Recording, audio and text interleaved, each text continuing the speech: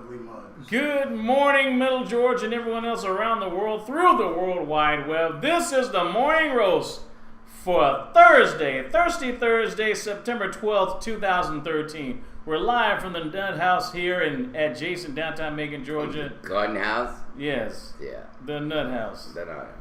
Yeah. With right. Irv, Did you get laid Ed, last and night? DB.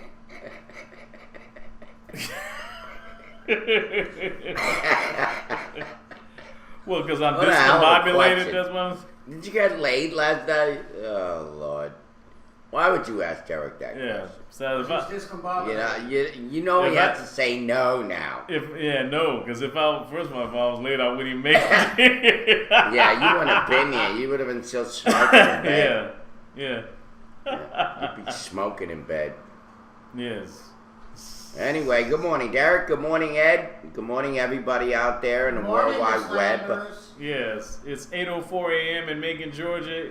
8:04 Eastern Daylight Savings Time in Macon. It's 73 and sunny so far with a high of 91 and a low of 67 degrees. Wow, Cooler weather, I'm away. Yes. And Yeah, it's gonna getting be- nice. Last night it was really cool. I'm watching, trying to relax. Mm-hmm. Having a hard time doing that lately, but it was really, really cool in here. Yeah. Yeah, it's kind of nice that it's coming back, but I'm not looking forward to the cold weather. I don't like cold weather. That's why I came south. Yeah. Um, But at least it doesn't get as cold as, New York does. Oh, hell or, Boston does, or, Chicago, Chicago, yeah. Detroit. Connecticut. Well, then nobody's in Detroit anymore. That place is for the dogs, literally. Yeah. 50,000 of them, I think they got. running At around. least 50,000. Well, good morning, everybody. Good morning, my nuts. It's Rudy 4. We got the Bean and is on. Good morning, the Bean. Yes. Darlene from Florida, welcome. And Good then- Time Radio. Smell my finger too much, and of course, infamous crazy nutcase for bite. Well, sanitation guys doing their duty on their way. Yeah, there you go. Big Speaking of right. sanitation, they had the mayoral candidates discussion yesterday, and the garbage that they're dishing out now about the voters' problems, with the voting districts, came up. Mm-hmm. They were all at what they call Middle Georgia State College. They were there to encourage the young voters. Anthony was on TV again. Mm-hmm. He was supposed to come and get me yesterday, but that never happened. But I'm glad that they had a good turnout. I got a video for that. And we got video for that. Yes. 7 candidates for consolidated government. They talk about voting districts and the impact of the screw up that they had here. Well, it's only going to affect the commissioners. Yeah, the commission. Yeah, they're going to stop. They're going to postpone because they still may postpone. They still haven't moved yet. Here's Well, the video. Even Tonight, Rickett we also said take a minute to there look may at- be problems, Tonight, we but also take a minute to look ahead to ask election and day you'll with find. ongoing There you confusion go. in Macon Here's the and Bibb video. County. The 7 mayoral candidates vying for the top seat in the consolidated government met with students at Middle Georgia State College to encourage young voters. Randall Savage was there and asked them about the recent problems and whether it might affect turnout. I think we've got most of it squared away. I've already called the election board. There are going to be some hiccups. And anything you do with a major change like you've got or have done right now, bringing everything together with the districts and all, not knowing up to the last minute, you know there's going to be some problems. I think it's hurting the turnout already because of the fact that they're having to get there and explain to the ballot. I've had a lot of people that I've sent to vote early, and they tell me they get over there and they have to wait about 45 minutes and there's no line because they have to sit there and find out what district they're in. No, I think it actually should encourage the turnout for Tuesday.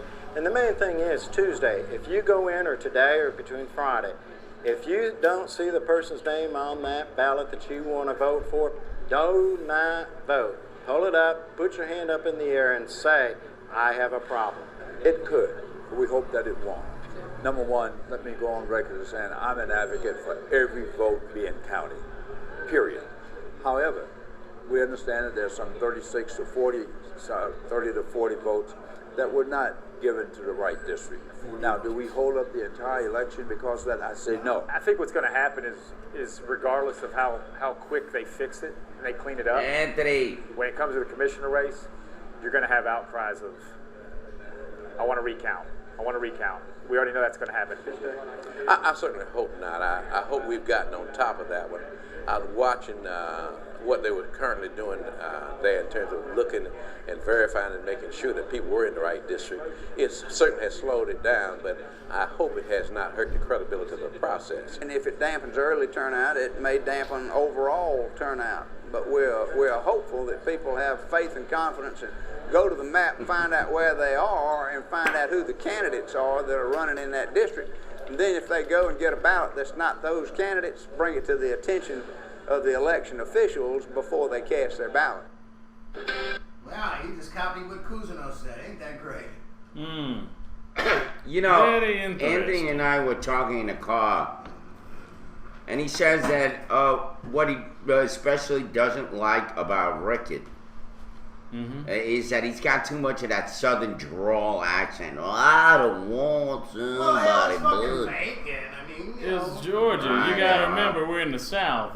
Yeah, but I don't hear Ellis have it. I don't hear David Cousineau doesn't have it. Anthony doesn't have it.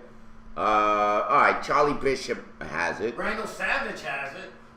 Yeah, well, yes they do. Yeah, Randall Savage does have it. But Randall Savage is not running for mayor. Yes, Randall Savage. Not to be mistaken with the late Randy Savage, a.k.a. the Macho Man Randy Savage. Who I thought it was the same guy. Ooh, yeah. Yeah, I'll tell you. Anyway. Never to a Slim Jim. So Anthony says it doesn't look good on a national stage for the mayor of Macon to have kind of such a heavy accent because it makes us look stupid. But that's his opinion. To me, the biggest That's problem I false think Rickett has is he stereotype. talks with his hands too much. He's always doing that. Go, yeah. Yeah. Like sign language. Oh, yeah. Anyway, so that's the deal. We're still having trouble. I don't think it's going to affect the election, although it's already affected it because people are kind of like, oh shit. These people never get it right, so I'm not going to even waste my time and deal with it. You know, they also talked about the homeless people. And that was very interesting. Oh, I thought I heard another video coming up. They were addressing the homeless. Some of them said that the homeless people want to be homeless. Which candidate was that? I'll read it to you. Okay. Macon Bibb consolidated election is almost here. And they sat down with the 7 candidates running for mayor, of course. In this particular segment, they appear in alphabetical order. Why do they have to tell us all this shit? A lot of people want to be homeless. That's what he says. You know, you're going to say that. Say what? Yeah, back some years ago, we have worked with the Macon Rescue Mission, which is a local charity group. And we went on a cold night through my kids' Your Love program. This is Joe Allen, by the way. Oh, right. And they said, leave us alone. We don't want to go to the rescue mission. We want to be left alone. That, according to Joe Allen. And then there are those crippled people. And you notice how they use the word crippled. I think that's PC, no good. Non-PC. Yeah, you're supposed to say Disabled, yeah. You crippled people. How old? Well, Who want to be homeless. Yeah. Not everybody wants to go home. There's a guy downtown that I knew for years. They got a home in Lizella, but he's downtown because he's got a mental problem. It's a big problem, and I think it's one that we are going to have to work together on. But as long as you got a social service centers here in Macon, it's a social service mecca, then I think you're going to have a problem with homeless people. Charlie Bishop. Well, how old is Charlie Bishop? He's probably in his, 60s? In his 60s, yeah. So, of course, he's going to say crippled instead of disabled. Let's go to the other video because I got some comments about that. About the homeless. You got the homeless Yeah, I one? got the The homeless video? one. Oh, great. Bring it I on. want you to listen to each one and exactly what each one of them suckers say. All right, great. Here we go. We got another video on the homelessness here in Macon, Georgia. This is where they cut Anthony The off. Macon-Bibb County consolidated election is 1 week from today, and WGXA sat down with all 7 candidates running for mayor and asked them the same question. In this segment, we ask, how would you address the homeless problem in Macon and Bibb County? A lot of people want to be homeless. You know, you're going to say, do what? Yeah, back some years ago, we had worked with the Macon Rescue Mission, and we went on a cold night, me and Wayne Bevel, through my Kids Your Love program, and tried to get them. They said, leave us alone. We don't want to go to no Macon Rescue Mission. We want to be left alone. And then you have those group of people that want to be homeless. Not everybody wants to go home. There's a guy downtown that I knew for years that has a home in Lizella, but he's downtown probably because he's got a mental problem more than anything else. It's a big problem, and I think it's one that we need to work on together. But as long as you've got social services centers here, and Macon is a social service mecca, then I think you're going to have a problem with homeless people. And to me, most of them want something to do, but they can't find a job or anything to do. And then when they do find a job, then they make too much money, then they get cut off their welfare, their food stamps, or everything else. So we have to find a balance of what their incomes are. Somebody's got to sit down with these people and find out where they live, how they live, and get them into housing instead of being on the streets. But a lot of it are people with mental health problems, a lot of recent returnees from our prison system. And we have to do better to do a better job of receiving those people back in the community. Those who are in need of mental health, we have to get them in mental health facilities. Those who are in need of jobs and housing, we have to do a better job and put in a support system together. Well, I think that's another one where we got to continue to work with other resources, the churches and other things. And as you know, some of this happened because, again, veterans are a lot of those people and people who've given a tremendous amount of service to our country. And so we don't just need to leave and abandon them and just push them and house them. We need to find other kinds of ways to work. I think we need to have programs for senior citizens. We do have some, but they need to be improved. We need to have adequate facilities so that people can recreate and enjoy the outdoors and one another's company without loitering downtown. Well, you're never going to get rid of the homeless. That's just a fact. I think community programs such as Daybreak is a good thing. And as I said before, if I become mayor, I'll give 2/3 of my salary back to the city. They cut him off. Wow. Yeah. They cut him off. But I like Ricker. Yeah, elderly. Wait, come on, homeless. If elderly have their own home, the hell they want to go to someplace else? Exactly. They got their Go to a retirement. But guess what?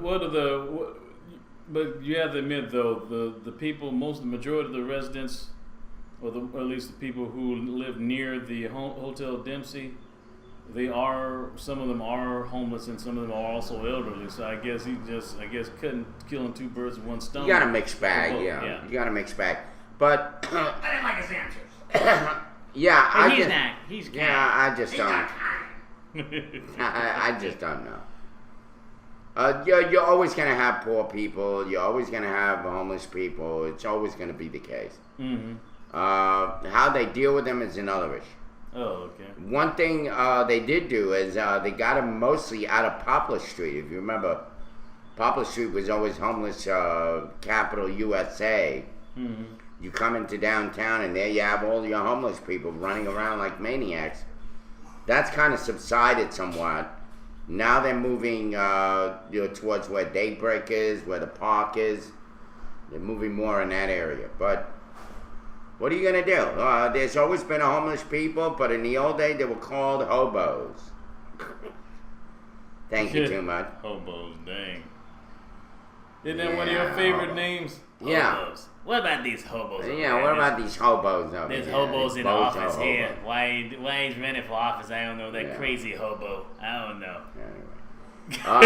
Because as you all know, the mentally ill are better off in the streets than they are in the hellholes. Carter's words. That the mental institutions were. That's true. If you remember, they were what were they called? They were called asylums, insane asylums. Yeah.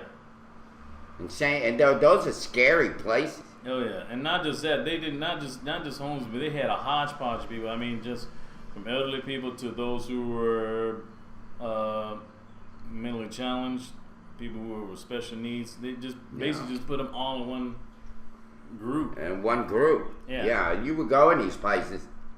Actually, they had, if you remember, Geraldo Rivera became synonymous by going into one of these insane asylums and exposing all the horror that was in them. But, I mean, even in the old folks' homes, you go there, you feel heartbroken. Yeah. They're all thrown in like cattle.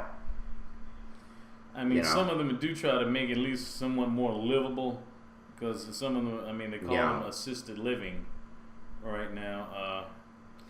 Yeah, I don't know if I would want to be in one of those institutions. I think I can handle, not that I want to, but, you know, you get old. I mean, like everything else, you age, you get old. I don't know. If I'm older and things go on the bad side, I'd rather be on the street, homeless, than I would living in one of these institutions. They're scary as hell. And you don't know what these nurses and doctors give you. Oh, well, you know what? We need that bed. Let's just give them some medicine, kill them off, get them out of here. Good Time Radio let them said- bury them. Good Time Radio said, so instead of fixing the problem, Carter threw them into the streets. Which is worse? Yeah. Jimmy Carter. Have you guys saved for your retirement? What retirement? I agree, Rudy. I'd rather just fucking die myself. Yeah, well. Yeah. Yeah, what retirement? There is no retirement. I've been retired now for years. What are you going to do? That's just the way it is. You see, they'd rather pay for wars, billions of dollars in wars, billions of dollars to a bunch of terrorists. Yeah. Billions of dollars in corporate tax welfare, billions of dollars in bailouts than they would taking care of the people.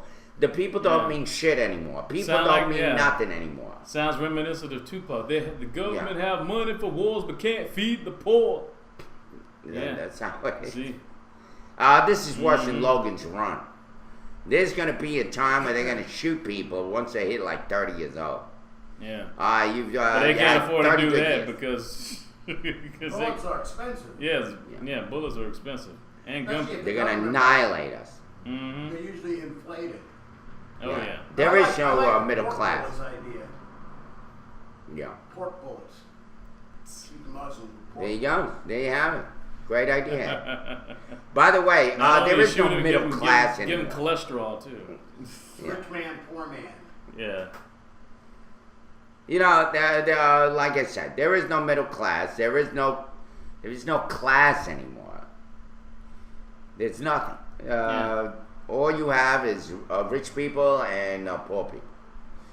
Everybody else in between is ignored. Well, I'll be honest with you, most people who did have a retirement saving probably went through it trying to survive the last 8 years because the employment's been ridiculous. I mean, you have a degree, you can't even get a freaking job. Right here. Well, Right Mark, here. 1979 says I had these funny dream where I died and went to heaven and God sneezed and I didn't know what to say to him. I got a degree too, man. Jesus. I got a Mark. BS and BS.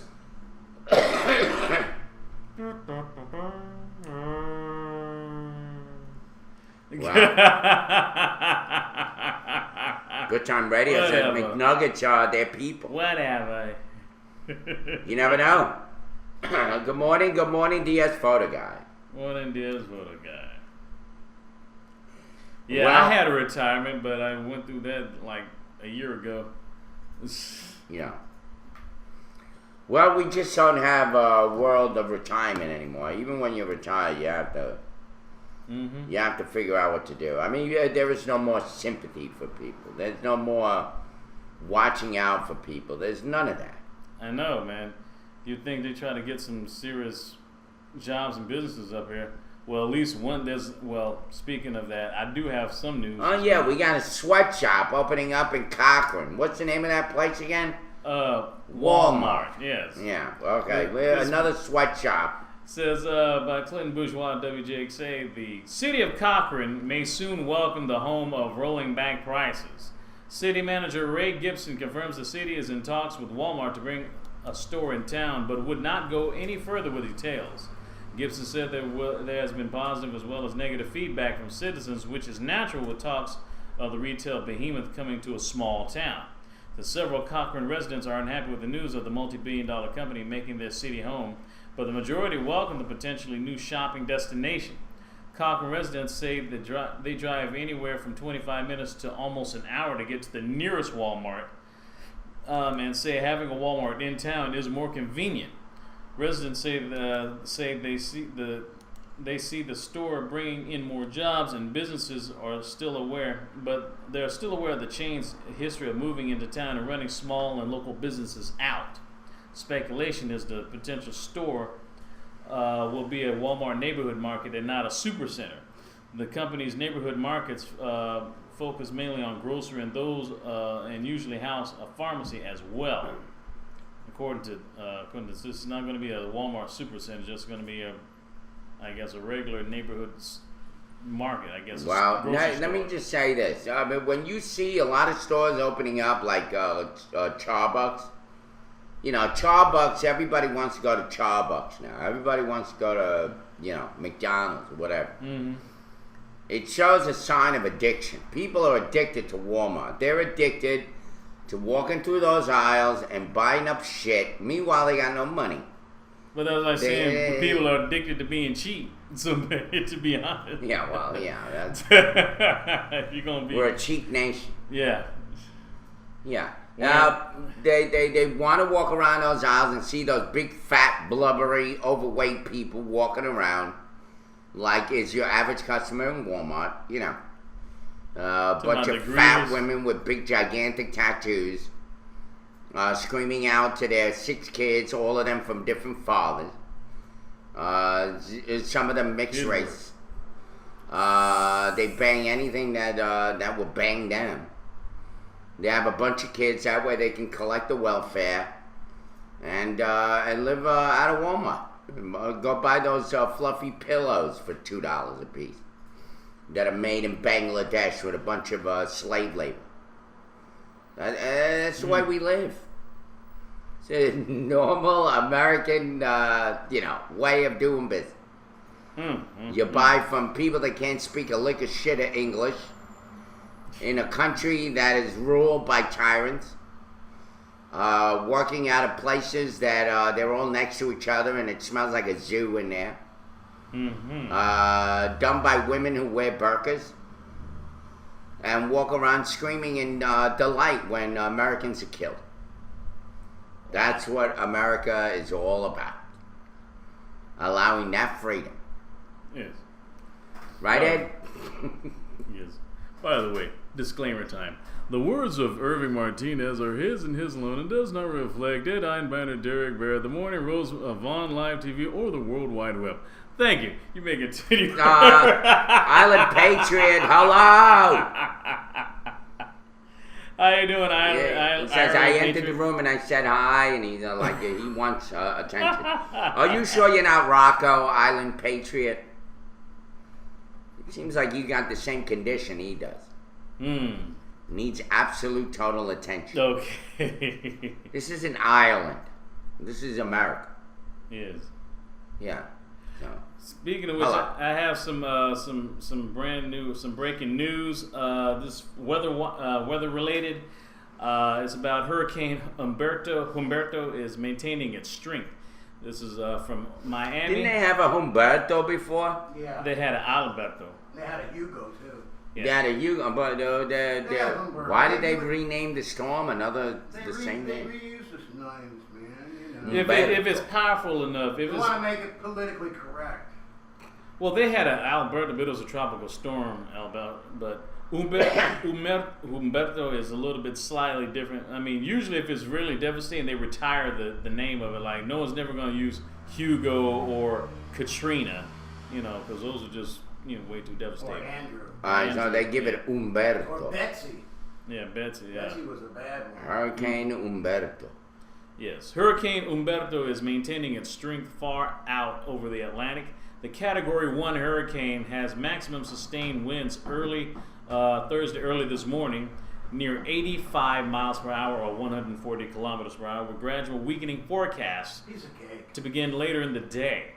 Humberto is centered around 440 miles northwest of the Cape Verde Islands and is moving north near 14 miles per hour.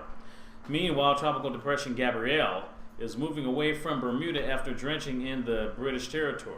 The depression's maximum sustained winds are near 35 miles per hour, and the U.S. National Hurricane Center says Gabrielle could regain tropical storm strength. The depression is centered around 190 miles west-northwest of Bermuda and is moving northwest near 7 miles per hour. So we're going to have some type of depression from Gabrielle, I guess, if not sometime tomorrow, but sometime in the weekend, and with Hurricane Humberto not too far behind. Yeah. Does anybody watch Duck Dynasty? No. All we have to do is look out our window and we see a bunch of rednecks here. I don't need a show. I got it right outside my window. Yeah, we got a bunch of Duck Dynasty guys around here. Anyway, wow. Yeah. Thank you, Mark. 1979. You heard my cough. Okay. Duck Dynasty is a new Beverly Hillbillies. I thought it was it had to do with Bugs Bunny and Daffy Duck. I don't know why. When I heard Duck Dynasty, I said, I wondered if this is a cartoon that's on it. And I turned it on, and I was almost right. You see the guys those from people ZZ live like a Top. cartoon. The guys from ZZ Top. Yeah, what do you think ZZ Top been doing these days? They're doing I Duck really Dynasty. thought it was Donald Duck's show. ZZ Top. Wabbit season. Duck season. Wabbit season. Yeah. That rascally wabbit. You're despicable. It's indespicable. I like when Yosemite Sam used to get so mad his teeth would No, break. yeah, you got some good aim. That would be good if it was. I'm gonna blow you to smithereens. Well, we're the voice of chorus. We hope you like our show. We know you're rooting For us, but now we have to go. God, I love those cartoons. Those cartoons were way over people's heads. I mean, when he would put up the sign and do all sorts of stuff, the kids were stupid. They didn't know what they were watching, but they were actually very intelligent shows. Oh yeah, very intelligent. It was, by the way, most of them were written by Jewish men. Well, So it had a Jewish, funny, humor to it. Yeah. Yeah, humor. Of course. Well, Jewish so was people Bill are Blank. funny, aren't they? Well, yes.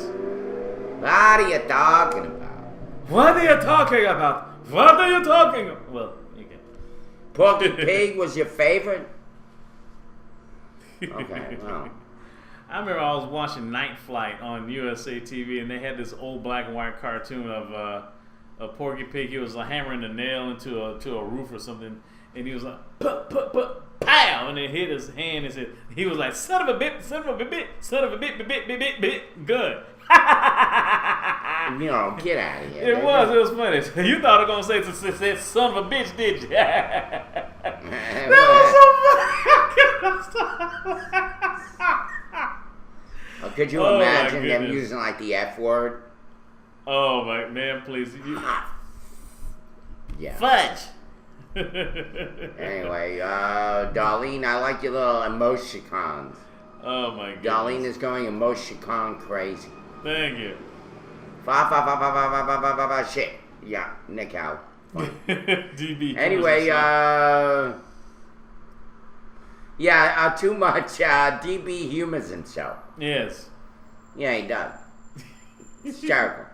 I mean, he's got it all wrapped up in one. He makes a joke and he laughs at it. Well, what the hell? It's very convenient. Yes, it is convenient. Yes. All right, what else do we have? Oh, well, yesterday, the city with of 9/11 Macon and Fort Valley State University paid tribute. Hey, Anthony. How you doing, Anthony? We're going to talk in a minute. Stay right there. Don't go anywhere. Yes. Go ahead, Derek. The sacrifices of the victims of the terrorist attacks of September 11, 2001 were remembered yesterday in ceremonies in Middle Georgia. The Macon Bibb Law Enforcement Foundation hosted a community memorial ceremony in Public Safety Memorial Park at 2nd and Mulberry Streets in downtown Macon. The brief, poignant ceremony included the presentation of colors by the Honor Guard, laying the wreaths, placing of flowers on the memorials, honoring the fallen members of the Macon Police Department, the Macon Bibb Fire Department, and the Bibb Sheriff's Office. The ceremony ended with a rendition of Amazing Grace on bagpipe and a flyover by the Georgia State Patrol. The memorials serve as a reminder of the 2,977 victims whose lives were lost in terror attacks in New York City, Washington, D.C., and Shanksville, Pennsylvania. Yeah, no shit. Hundreds gathered Who doesn't know that? Hundreds gathered in Fort Valley to pay tribute to at Fort Valley State University. The FVSU marching band led a procession of people on a walk to remember. The day is especially painful for FVSU student Sierra Murphy, who was only 5 on September 11th, but remember the loss of her favorite uncle who was in the World Trade Center. She said that they were in one of the towers and it came down on them, she said. At the time, the freshman student said, "I'll never understand the terrorism or the events of that day. I can't get them back, I'll never get them back, and I don't understand why," she said. At a memorial inside the Pettigrew Center, named after the late Olympian and former classmate of mine, Antonio Pettigrew, track runner Antonio Pettigrew, the keynote speaker, retired Army Major General Charles Hood, called for the people to not just acknowledge the day, but to remember it. He said, "We respond in a time of emergency, and then we forget, and we fade off back to our comfort zone." All right, well, this sure as hell not making us forget. By the way, Tower London says that you came up with a new DBism called Fib County. I think he heard you say Fib County. Yeah, I was trying to say making It's Bibb perfect, fire. though. You're right, making Fib County. Fib County. Because all we got is a bunch of bullshit liars.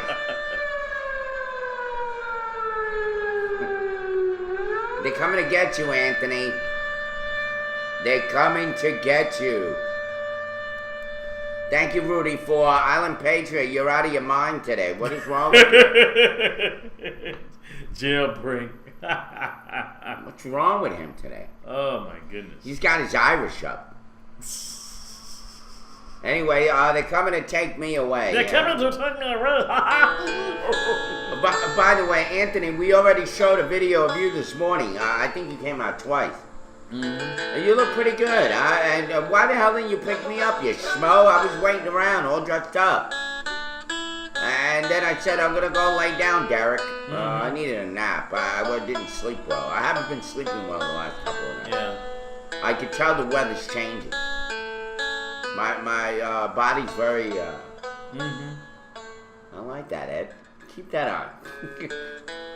That's right. Keep that music on. It relaxes me. Welcome to Mike and Bibb County. Yeah, we running for mayor.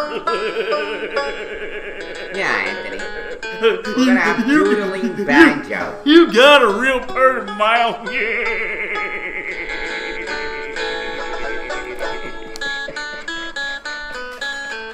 Yeah. Look at that face. What the hell? Oh my God. Oh yeah, I see some wheels going in Ed's mind. I'm gonna do some photoshopping today. Yeah, go there. Let's feel like a pig, Derek. Go ahead.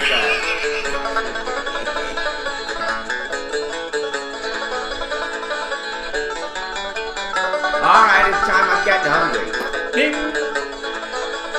That was starting to smell like bacon.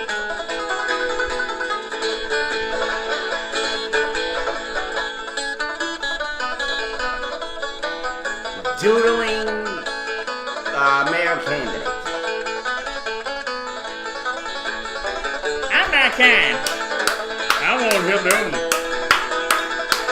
I want to make me a fish sandwich. Yes, DP is a self-humorist. That was great, Ed. Thank you. Don't forget to vote on September 17th. Yes. And we're back. Well, I think we're back. Yes, we're not only a hoot, but we're more than that. We're more than a hoot this morning. Credit Derek, you're scaring me. Shorty breaks it. I gotta be sitting next to him. Talking about. Yeah, a new Godzilla sound with new visual. By the way, Ann, are you coming in? You did a good job, by the way. You looked normal. You didn't look like the maniac that we all know you are. You actually looked normal yesterday. And I was telling the guys about what you felt about Ricketts' accent, that he sounded like an illiterate redneck. I more or less paraphrasing your words. I think I came up with that one, but... Remember when you said, Anthony, something about the way he sounds? Doesn't sell well in the North. It reminds him of Jefferson Davis and all the slaughter of the Civil War. Remember that? Yeah. Most of the locals officials sound ridiculous. Exactly. There you go. Dang. Damn, he just got that picture, too. Boy. He got it done quick, too. He got that shit done real quick. Yeah, very quick, man. Look at that. I can't believe that. I'm good at what I do. I'll mind myself not to run for public office. Yeah, Ant is the only one without the tie, yeah. See, Ant doesn't have to fake it. Like, these guys, they wear those ties. They're like those clip-on ties, you know. They just clip it on right here. You know, they all try to look suave. I still think Joe Allen has the biggest head out of all of them. Yeah. Like a mongoloid head. So when you're trying to sell the city to outsiders, you need someone that looks and sounds good. So I guess you sound like, yeah. I guess you would be the one, since you're the JFK. You're the youngest one, I guess. And Well, what the hell has the elderly got to do with the homeless? Yeah. Evidently, Ricker thinks that. Yeah, that's a good question, Ed. Are homeless. Yeah, well, they always lump in the elderly with the homeless. Look at the majority. The majority of the people over at Hotel Dempsey are elderly, right? Yeah, well, yeah. And some of them are. Well, they're young, old. but they look old. Yeah. That's true. By the way, that poverty does age a person, and drugs, and stress, and just being plain out unemployed too. Hell yeah, Manny, I'll come along. No problem. He's going to Jamaica. I'll go. Jamaica, man. Yeah, when you're scoring on natives, the bodyguard, he wants to buy some weed from the bodyguard. Don't try bringing any weed back. My buddy got busted. Yeah. Oh, shit, no. It ain't worth it. Yes. It ain't worth it when you can fucking get out of California and get it legally. Yeah. Well, I don't know. Anyway, the homeless situation, by the way, all the answers that everybody gave, like Charlie Bishop said, the homeless people don't want a home.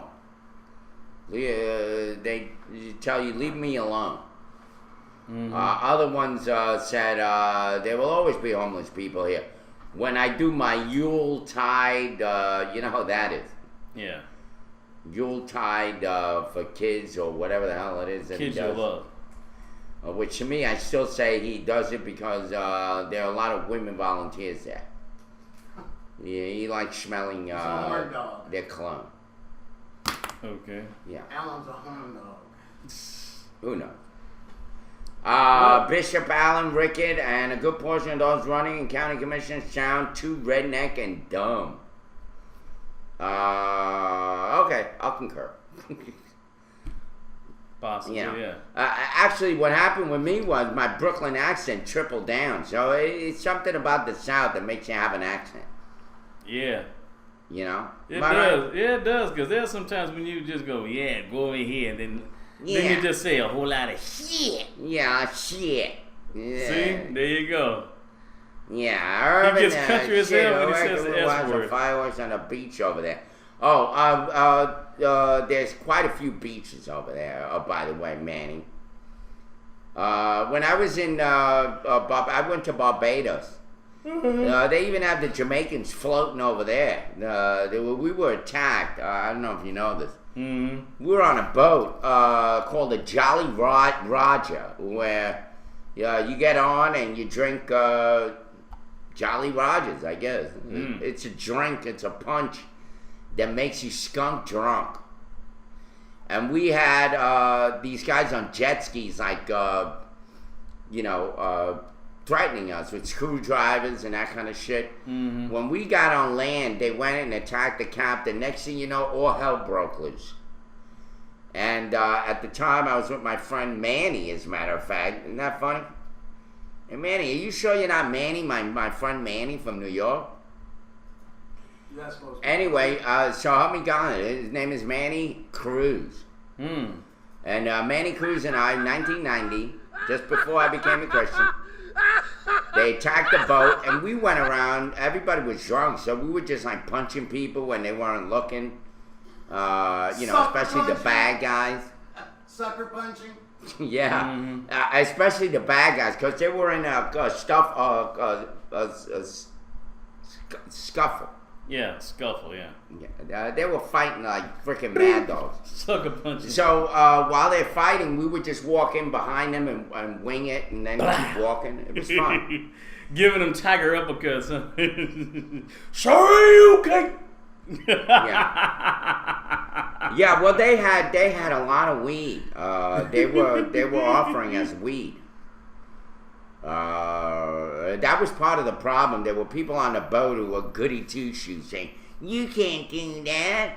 And no wonder that some of them deserved to be. Shut up! Jack. Some of them deserved it. Trying to reach and grab and get elbowed. Just. Yeah. Wait before you pillage us. Let us trade drinks. Yeah. Anyway, but it was great. I mean, it was a great time. I had a great time. At the time, Princess Diana was still alive. Mm-hmm. Margaret Thatcher was still Prime Minister. Mm-hmm. And the date that I had, she was from England. She actually worked for the buildings department. Yeah. And when I told her that Margaret Thatcher was a lesbian, it ended my date. She got so mad at me. I was just kidding. I'm quite sure Margaret Thatcher's husband didn't like that. Yeah. Well, Ronald Reagan was still president. Yeah. So she was talking bad about Ronald Reagan. So I said, well, what are you talking about my president? Margaret Thatcher's a lesbian. Forget about it. You see, folks, it's not just here that I mention those things. It's not just here that I call every female basketball player lesbo. I've been doing this for years. Part of who I am. Yeah. You know That's what I'm saying, man. Please don't be a guidance counselor. You just. Yeah, I remember most. That'd be just messed up to me. Hey, you know why your sons have bad grades? Because he's a bum. He's an idiot. Teach him to read. Your son has bad grades? Because he's gay and he has low self-esteem. Oh. He needs to get over it and accept himself for who he is. See, I got the answer for everything. I thought you were just gonna say, cause he's done. You're gonna play the gig. Yeah. Why don't you say, why don't you just tell him to study? Does he crack open a book? Oh yeah, that too. Yeah. Go study, but you still have to hemorrhage out all of those negative thoughts about yourself. Yeah. I gotta head off to work. Y'all have a great day. Bye, Good Time. See you, Good Time Radio. I guess you're gonna have to call it Short Time because you've been hanging around. Boy, that's cold. To my A very short time now. The world needs ditch diggers too. Not much time there, Good Time. Anyway, let me see. Taco Town. What is that?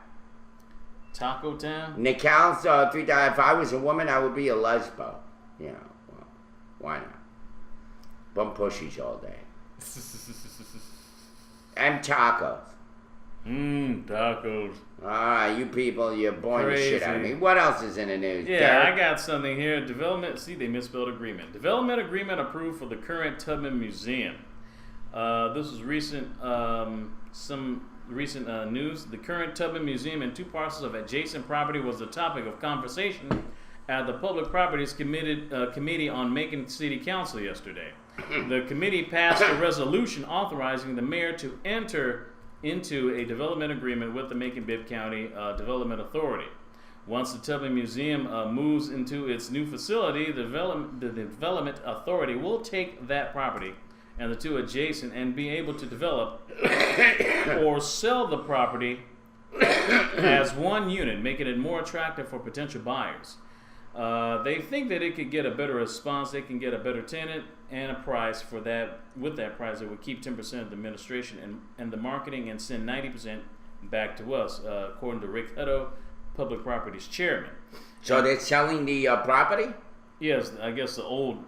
and that's got a big-ass parking lot on it. Yeah. It's a little building with a big parking lot. Yes, all together, the lots will make about a Put a hotel there. Yeah, about a quarter block of real estate on the corner of MLK and Walnut. Yeah. Not bad. Yeah. Let them sell it.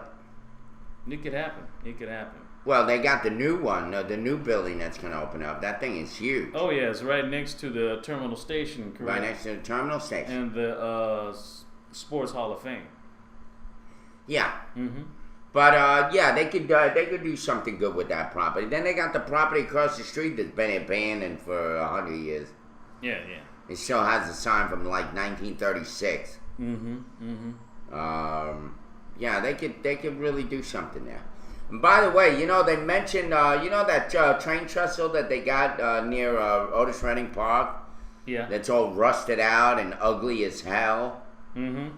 And that sign that Anthony doesn't like, that music sign. Yeah. Which, by the way, Anthony, when you're coming up the stairs out of the park, it doesn't look so bad there. It looks bad on the street when you're driving by it. It looks really crappy looking. But when you're inside the park coming up the stairs and you're looking straight at it, it doesn't look so bad. Well, supposedly they're going to get somebody to donate some paint to paint that train trestle, according to Mr. Rick. Yeah. Yeah.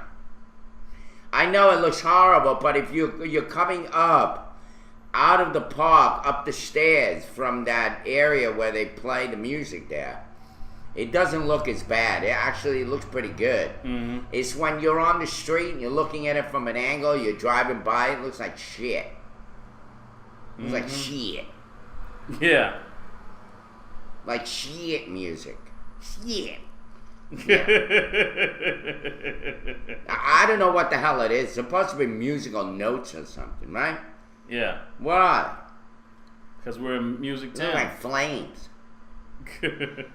I don't know what it looks like. It's supposed to be a musical note, I'm guessing. But, Wow. Oh, yeah, you're absolutely right. The new hardware has been installed, and you're right. We do look crystal clear, don't we? That does look good. It does. Yeah, I didn't realize that. I thought it was my eyes dilating. Wow. You're absolutely right. Thank you. We don't look as faded out and pixelated. foggy. And stuff. Yeah.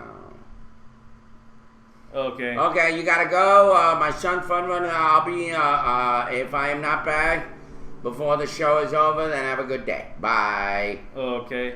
Well, stop by if you can, knucklehead. Yeah. Speaking of music. Love to have you.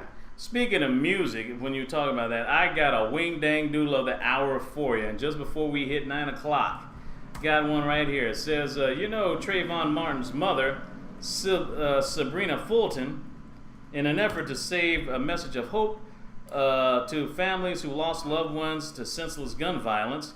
Trayvon Martin's mother, Sabrina Fulton, collaborated with gospel artist T-Dog for their song Joy in the Morning. That's right, Sabrina Fulton, Trayvon's mother, has released a gospel song called Joy in the Morning.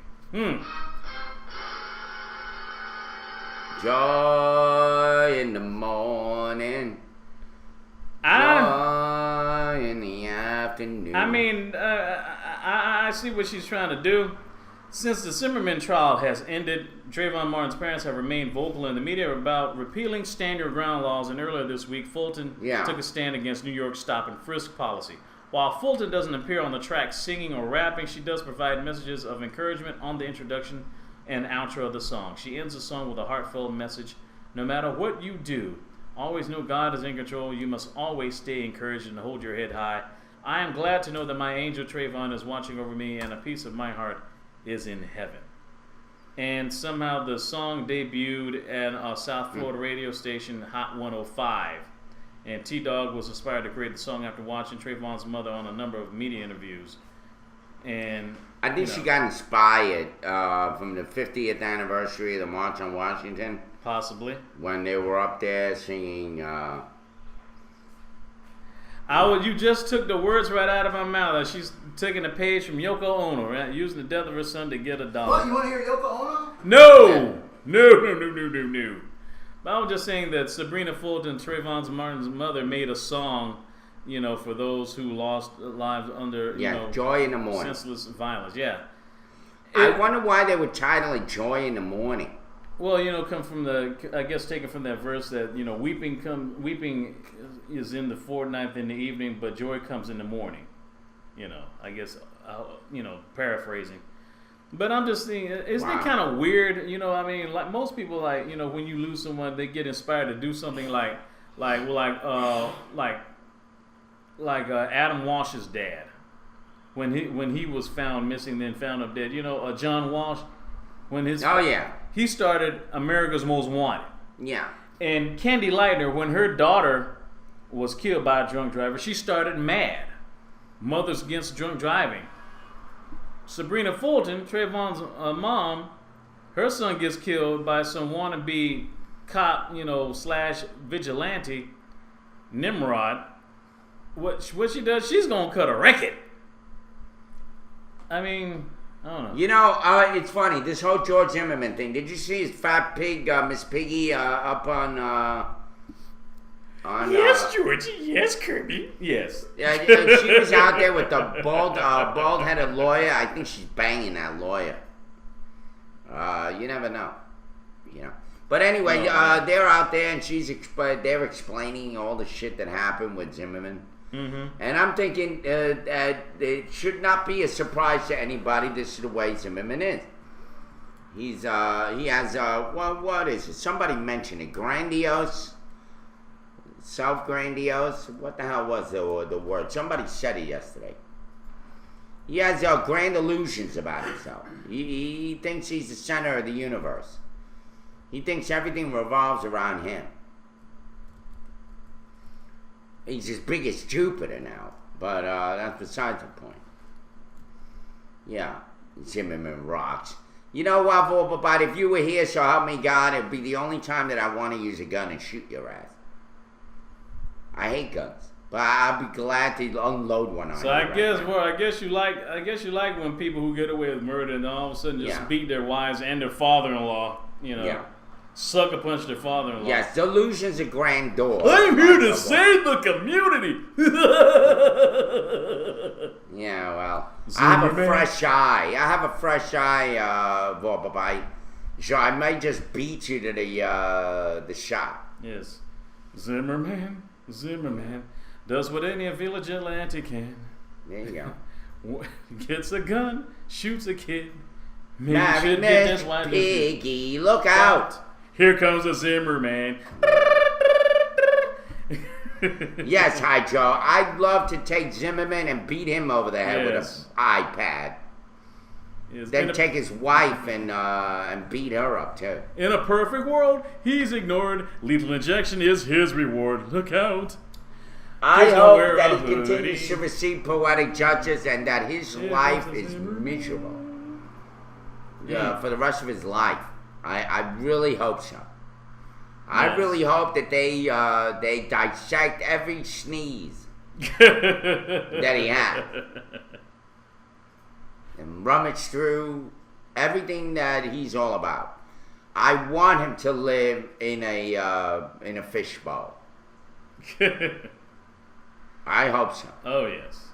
Yes, indeedy. Because once you're in the press like that, and you know you have, it's almost impossible to let go. Look at what happened with Robert Blake. Mm-hmm. Whatever Keep your happened to eye Robert Blake? on the sparrow. Yeah. What was his famous tagline? Somebody know Robert Blake's famous tagline? And that's the name of that tune. And that's the name of that tune. Yeah. I thought it was Yeah. don't do the crime if you can't do the crime. Well, yeah, that too, but that's on the song. The theme song. Yeah, Zimmerman saved the mother from beating a 3-year-old child because only he can do that. Only he can beat somebody and kill him.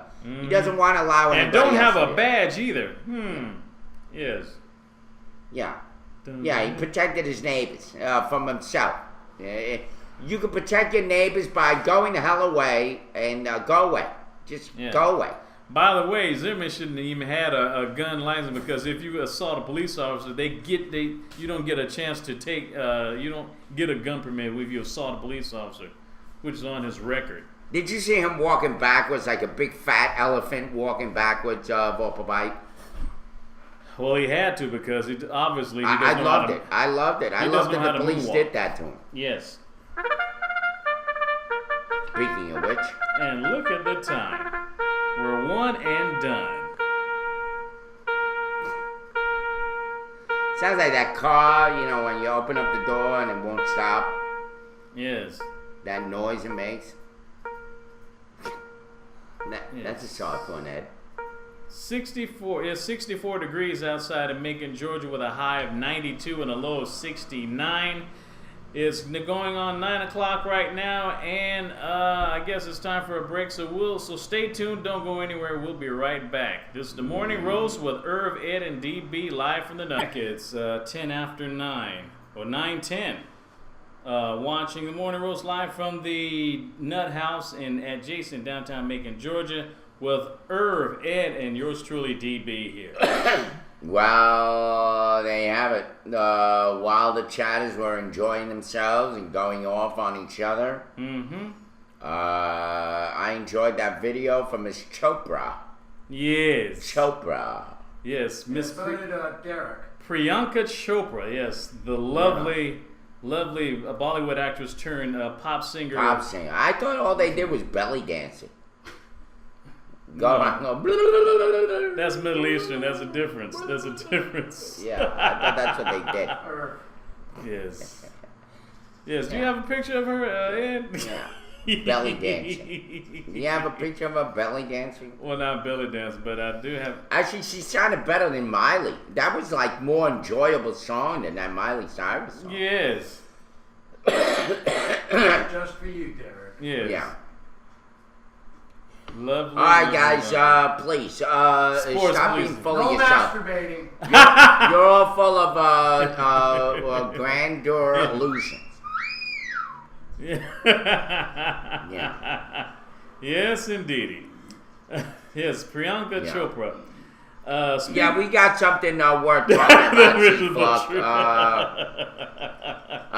You obviously want to take over. You have self-aggrandizement yourself. Yes. What do you want to talk about, C-Flock? If you want, you can go to another station and go and start a conversation over there. We run the show here. You don't like it? What am I going to say? We've been around a year already. Actually, today is 1 year and 1 day. Yeah, a year and a day. And we're not going to go anywhere. So, and now with the new beta, it looks like we're a lot clearer now. Yeah, definitely. Speaking of Priyanka Chopra, She has landed a Thursday Night Football opening music act. We've already covered the elections, C-Flop. We've been over that stuff. Yeah, in the last election. Yeah, I mean the last hour, excuse me. Yeah, that's why they come to this room, Manny, because they know they can get away with a lot of shit. Mm-hmm. I put up with Rocco for a long time. Yes. Volpabite's been here for a year. Mm-hmm. At one time, he was a son of a bitch. Mm-hmm. Pain in the ass.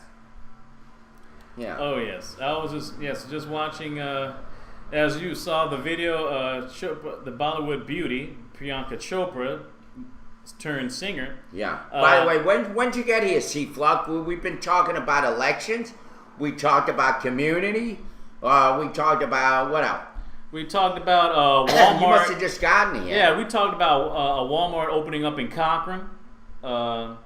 No. Yeah, that. Yeah, we're gonna talk about Syria. Actually, we're gonna talk about that scumbag Russian mother son of a bitch. I hope he falls off that horse.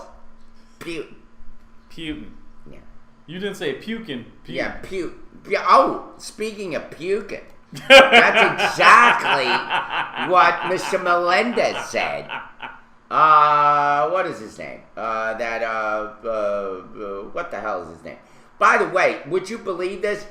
He says that Vladimir Putin, or Putin, or whatever his frickin' name is, that ugly, he looks like that guy Nosferatu, whatever, that Dracula from like 1930. Oh, Nosferatu, yeah. Yeah, Nosferatu, yeah, he looks like that. Doesn't he? He got the pointy ears and the pointy nose and the beady eyes. Mm-hmm. He walks around like this. Yeah. Anyway, this Putin son of a bitch, Russian scumbag, talked to the New York Times and gave him some hobnob bullshit story about America needs to watch itself for thinking of itself as exceptionalists, or, you know. We are the exception. Because if you look at every country, they're all like killing themselves and maligning themselves, and we are exceptional, Mr. Homogenized scumbag Russian piece of shit, you. That gay hater, and he goes around saying that God made us all equal. Well, wow. Coming from a guy who can't stand gay people, can't stand anybody that's not a Russian, can't stand anybody that doesn't like vodka, can't stand our president. All right, well, maybe that I can understand. But I can't stand anybody, and he's going to go and preach to the New York Times that everybody is created equal? What a piece of shit guy is that? What a liar. And it was Mr. Melendez almost screw up, he said. Mm-hmm. Vladimir Putin wanted Americans to get attention. He seemed to have gotten done, and he did a pretty good job of it. The Russian president's op-ed article arguing against military intervention in Syria, published in the New York Times website late Wednesday, set off a flurry of reaction. Some outraged, some impressed. I don't know. I wasn't impressed. I'm not impressed. I'm never impressed with anything that's Russian. They don't impress me. Those people smell of vodka. That's it. The greatest thing they ever invented was vodka. Now, you know what that does to you? It makes you an angry drunk. What about ballet? Prancing around like a bunch of weirdos. Yeah, you almost I like regular dance. I like ballet too, actually. Oh, but, you know, I don't think they invented ballet. Wasn't it the Greeks? No. All right, so what? They all sound alike. But that's besides the point. What about Tchaikovsky? You don't like music by Tchaikovsky? Yeah, I can't even say his name. Chenyenko Tchaikovsky. Okay. Who cares? Whatever. Okay. They had a czar and they murdered him. Yeah. People murder each other. Like they did here, by the way. They did it to 4 presidents. By the way, Democratic Senator Robert Melendez. Mm-hmm. By the way, now, Robert Melendez, he doesn't look Spanish at all, right? Yeah. Yeah. I guess it depends on I what think you... he looks Jewish. Anyway, he appeared to have raised some people's hackles with the last paragraph in which he disputed the idea of American exceptionalism. In a reference to President Barack Obama's address Tuesday night, in which he said that while America can't be a global cop, it ought to act when it's when in certain situations. He says that's what makes us exceptional. Except with humility, but with resolve. Let us never lose sight of that essential truth. Yeah, if you can get it out. And Putin's answer to that, it is extremely dangerous. It is extremely dangerous to encourage people to see themselves in and as exceptional, whatever the motivation. Yeah, have a shot. He concluded with the line, "We all are different, but when we ask for the Lord's blessings, we must not forget that God created us equal." You know, I think it is over for you, Mr. Bond. I think that Franklin Delano Roosevelt did a big mistake. He bombed the wrong freaking place. What, he should have bombed Soviet? Yeah. They were allies in World War II. Yeah. Yeah. I'm just so the sarin gas guy, he wants to be exceptional, but with naming himself sarin gas so we can laugh. Say, oh look, how tacky. He comes on with a tag name like sarin gas, and then what's he do? He disappears like the freaking gas. He's not even funny, right, Rudy? You keep at him. You keep at him. You keep at him, Rudy.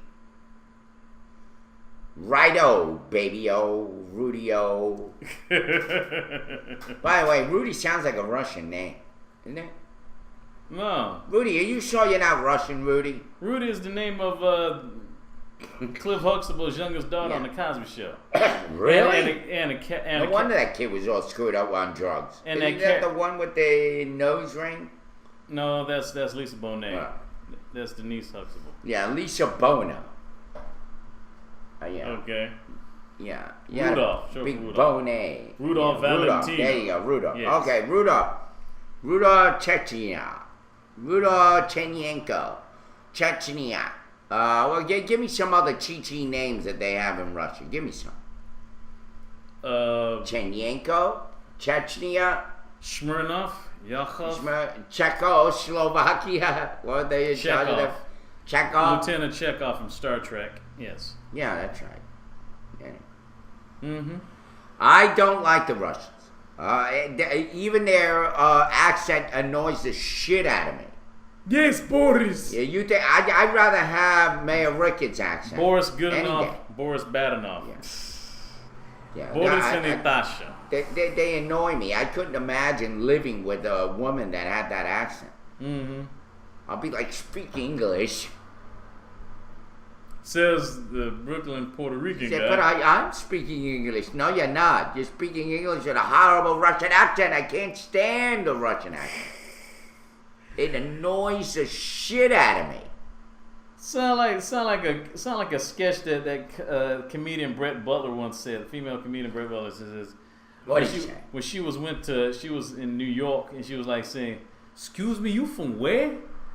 Sometimes I don't understand why you crazy people from the South just sound so funny when you talk." Yeah, talk about some poetic justice right there. Yeah, talk about irony. At least you know where mine is from. Over there in Russia, you don't know whether they're Russians or Slavs or... Yeah, Russian women are sexy. Who the hell knows that? Yeah. Keep believing they're good guys, Yeah, you want to see... Thank you, Testing. I'm glad that a very beautiful woman, by the way, I have to say, Russian woman have to be Mia Zaring. Google her, thank me later. Anyway... Vorpabite, you are so full of shit that you have to name yourself Vorpabite 3 now. Because the other one, you were pissing everybody off, now you're shitting everybody off. You're gonna have to come back with Vorpabite 17. Stupid. Yeah. Anyway, Vorpabite, infamous red, not even redneck. I don't even know what he is. What is he? I don't know. You know what, Vorpabite, you're an illegal alien. That's what it is. You are not an American. You are an illegal alien transplanted here from some country like Russia, filled with your vodka venom in your veins. Vodka venom in the veins. You like that? Yeah. Yeah. You're a conservative troll. You're an illegal human being. Right, Gonad Stripe? No human is illegal. Gonad Stripe. I like that name, Gonad. Mm-hmm. Did you come back as Gonad, or were you sarin gas before that? Yeah. All wars are bad. It's time humans screw up, Obama, Putin included. Yes, I agree. Yes. I had a story, a crazy one, crazy, I guess you call a winged Well, I haven't mentioned his color at all. You know, what's there to say about Putin? Mm-hmm. He looks like a piece of pork fatback.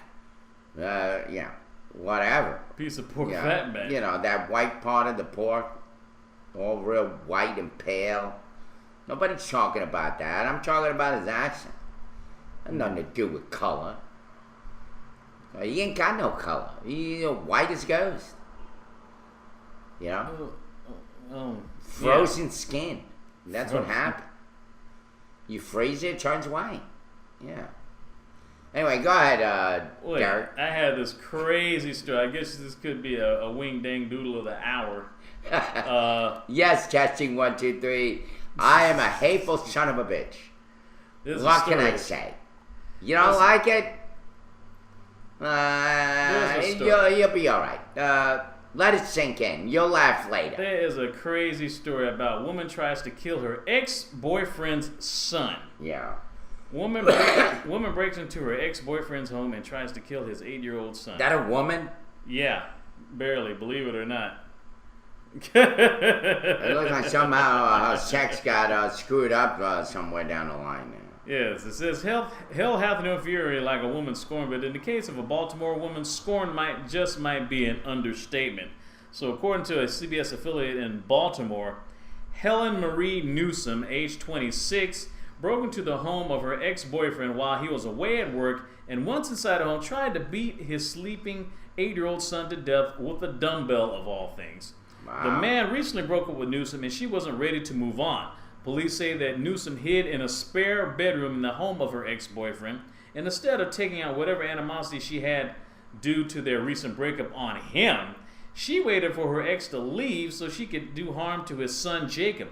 After hiding for 12 hours, Newsom came out of the spare bedroom when the boy's father went to work on Saturday morning. This past Saturday morning, she went into the boy's room and tried to smother him with a pillow and beat him with a dumbbell weight. But thankfully for him, Jacob knew a little karate and used it to fight Newsom off, as he said into an interview.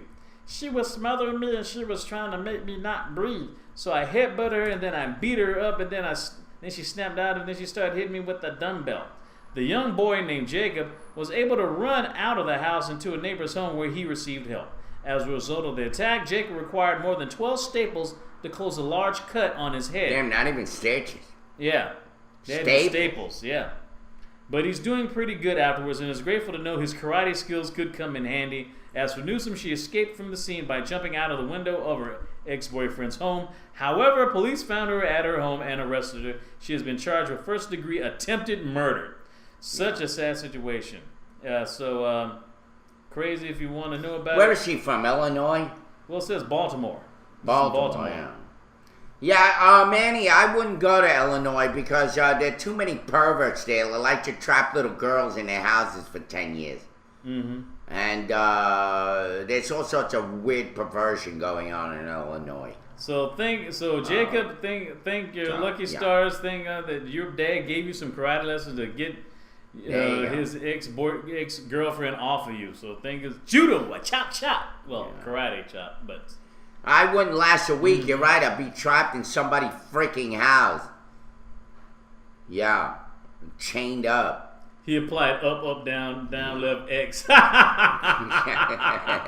You must be talking about Mortal Kombat. Yeah, it is a horrible place. But by there, you and I now agree. Illinois. You know? By the way, I went to Chicago. Mm-hmm. I just left the link if anyone want to know about the story. Yeah. Yeah, look at her face. She doesn't even look like a girl. It looks like a boy. Yeah, it kind of makes you wonder what was that guy thinking when he was It looks dating like Peter Pan. Yeah, ghetto Peter Pan. A ghetto Peter Pan. Yeah, it looks like Peter Pan. Like a black version of Peter Pan. Yes. By the way, yeah, I went to Chicago, right? So, in the old days, when I was in New York, of course, and we have any music? Play some music. You need what? Any music, Ed. Like New York, or whatever. Yeah. In the old days, back in Brooklyn, I would go to Manhattan, out of Brooklyn, go to the Twin Tower. Yeah, this is South Brooklyn. And exactly. Hey, you guys. Hey, you know what? You got a pretty good mouth. You know that? You's got a pretty mouth. You know that? Yeah. You know that? You's got a pretty mouth. Yeah, exactly. Yeah, yo. Where the hell did you come up with You that talking one? to me? I got a pretty mouth. Maybe you got the pretty mouth. You. Anyway, and so I used to go to the World Trade Center, the Twin Tower, and I would stand in the corner of the building because the building wasn't a real square. It kind of had, it was more like octagonal shape, elongated octagonal shape. Anyway, so I would go there and I would look straight up. And I would just imagine myself walking up the building like Batman. Remember when Batman, he would walk up with the rope? And I would just imagine doing that. And it just used to really freak me out. I used to look up and go, wow, that is 5 city blocks long. I go to Chicago. And I try to replicate it with that piece of shit building that looks like radio. With 2 big fat antennas up on top. And I look up, and it's like 10 floors, that's it. Because the rest of the building is recessed in, so you can't see straight up. Yeah. You look up and all you see is, that's it. And you gotta stand across the street to see the rest of this building. What a piece of crap experience I had in Chicago. I thought I was going to be inspired to look at a big building because now that the towers are down, we didn't have that, or I didn't have that ability to have that experience again. Yeah. Well. Yeah, Ed, you need to keep that one, man. That was a good one. Yeah. Keep that one still separate. That's for our best of clips. That was a good one. Yeah. Rudy thought it was hysterical or hilarious. I like that word, hilarious. The stories of South Brooklyn. Oh, it was hilarious to think that I was going to get the same feeling that I got out of the Twin Towers, out of that Sears Tower. And what do they call it now? They changed the name. Yeah. Yeah. Yeah, they changed the name. From the Twin Towers to what? No, the Sears Tower. What do they call it now? I don't even know what they call Chicago Tower? What a piece of crap building that is. It's dark. It's misshapen. You can't look straight up and enjoy that it's so tall next to it. You have to stand 20 blocks away in order to get it. It's terrible.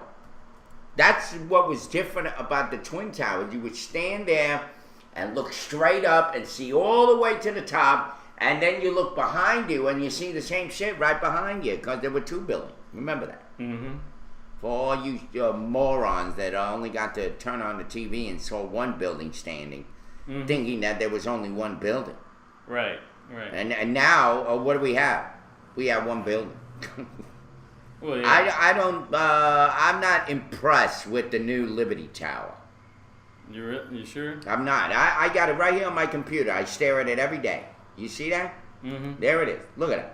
Yeah. It's not the Twin Tower.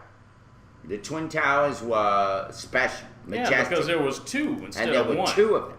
Yeah. Two. Two missing one. Yeah. Thank you, Ed. Yes. Ed came through. I would have put them both back as they were. Absolutely. And Donald Trump, that scumbag, I can't stand him, but at least he had a good sense that he proposed building the towers back, but I think he wanted to call them the Trump twins. Yeah. Yeah. The Trump twins. Yeah. Oh my goodness. That's what happened. And he was going to make them all green, like green glass.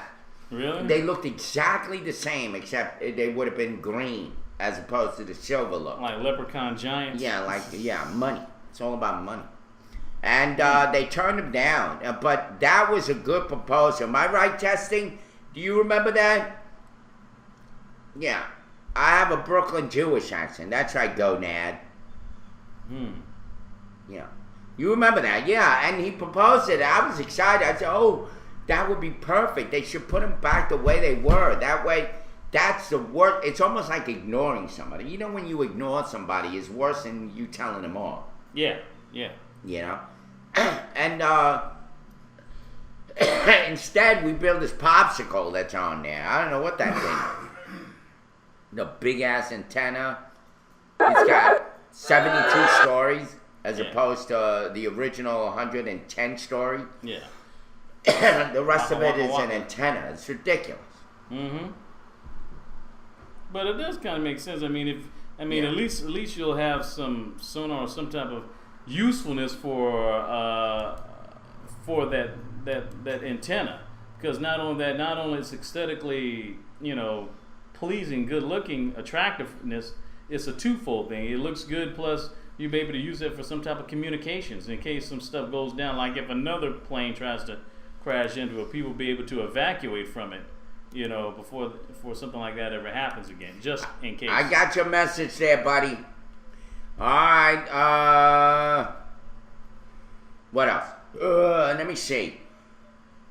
Good. I'm Vorpal by 3 is back. It's Vorpal by 3, and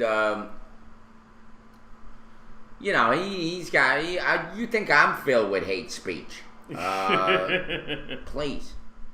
You ain't seen nothing yet. You ain't seen nothing yet. And you're right. There are a lot of there are some that are saying, hey, we're putting up stories of black people hurting other people. We don't put up white people or trailer trash hurting other people or murdering people. Mm-hmm. We do. I mean, don't we? What do you mean do we ever put up stories of white people like shooting and killing? You know what? Yes. Let's go find some. Yes. Go dig in. Did we just Not a hell of a lot, though. There's not a hell of a lot because of why? It's called propaganda. Yes. Yeah, they Fear. only like to sensationalize. It's like America. They think the black people are exceptionalists in murdering and mayhem. Mm-hmm. Isn't that what they say? Yes. Yeah. Even Giuliani says that. I mean, what's his name? Yeah. Giuliani, yes. Thank you, Rudy. Yeah. Anyway. Yeah. I guess what I was saying in the beginning of. Yeah, go ahead. In the beginning, there was some. Yes. There was light. Before we. Well, I just want to say thank you, Ed, for playing that video of Priyanka Chopra. Of course. Yes, now you can go home and Chopra your Chopra. In my city, that was the song. Now you can whack off your Chopra. Which is basically which ironically, she already had a hit earlier this summer with a debut single, Exotic, which she sung with reggaeton Latin singer and rapper Pitbull from Miami. She had the song that we played, the video, In My City, is going to be featured as the new theme for Thursday Night Football, which is premiering at the opening of each 13 primetime Thursday night games on the NFL Network. Yeah. In My City on Thursday Night Football, which, matter of fact, it will play, which tonight, speaking of which, there is going to be a game, NFL game for Thursday night, as you know, is going to be the New York or the New Jersey Jets. Yeah. New Jersey Jets versus the New England Patriots tonight at 8:25 p.m. on the NFL Network. Check your local listings. Yeah, well, satellite listings and see what time is it going to be in your area. All the other pretty much NFL games are going to be Sunday. Going to be on Sunday pretty much. The Washington versus Green Bay, Cleveland versus Baltimore, the St. Louis Rams versus the Atlanta Falcons, which they'll have their home game season opening at the Georgia Dome Sunday. They're going to play against the St. Louis Rams. San Diego Chargers versus the Philadelphia Eagles. Minnesota Vikings versus Chicago Bears. Carolina Panthers against the Buffalo Bills. Tennessee Titans versus the Houston Texans, which is kind of ironic because the Tennessee Titans used to be the old Houston team, the Houston Oilers. Then they moved them to Tennessee. They were the Tennessee Oilers, and they changed themselves into the Titans. So it's going to be like an old school, new school game between the two. Are we in sports? Yes, we're in sports. Oh, wow. I kind of sneaked that in. I kind of sneaked that Priyanka Chopra in there. Slipped out with... yes, slip that in there. Lubricated. Yes. I think it was after that video, it was all wet. Maybe. Yes. All right, go ahead. Yes, Priyanka, by the way, if you happen to be listening, I'm on Twitter. Call me. Yeah. Thank you. Tweet me. Yes. And also... there's going to be a game. I don't know when. I'll probably talk about the Monday night game. Oh, I'm sorry. The Monday night game for the upcoming week, for the end of week 2, will be Monday, September 16th. There's going to be Pittsburgh Steelers versus the Cincinnati Bengals, which will be Monday night at 8:40 p.m. on ESPN. All the other games Sundays are going to be on the respective shows. It's going to be a respective either on Fox, CBS, or the Sunday night game that they have on NBC. It's going to be on 8:30. That's going to be the San Francisco 49ers versus the Seattle Seahawks. And also in news, the Braves are still so far in the top of their league, top of their division, as well as the LA Dodgers.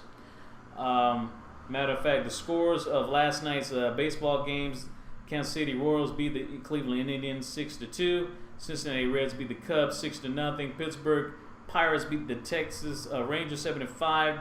San Francisco Giants over the Colorado Rockies 4-3. The Yankees over Baltimore 5-4. San Diego Padres lose to the Phillies 4-2. The LA Angels over the Toronto Blue Jays 5-4. Oh man, the Washington Nationals beat the Mets 3-0. Miami Marlins beat the Braves 5-2. Boston Red Sox beat the Rays, Tampa Bay Rays 7-3. Detroit beat the Chicago White Sox 1-0. Oakland A's slaughtered the Minnesota Twins 18-3. Wow. St. Louis Cardinals over Milwaukee Brewers 5-1.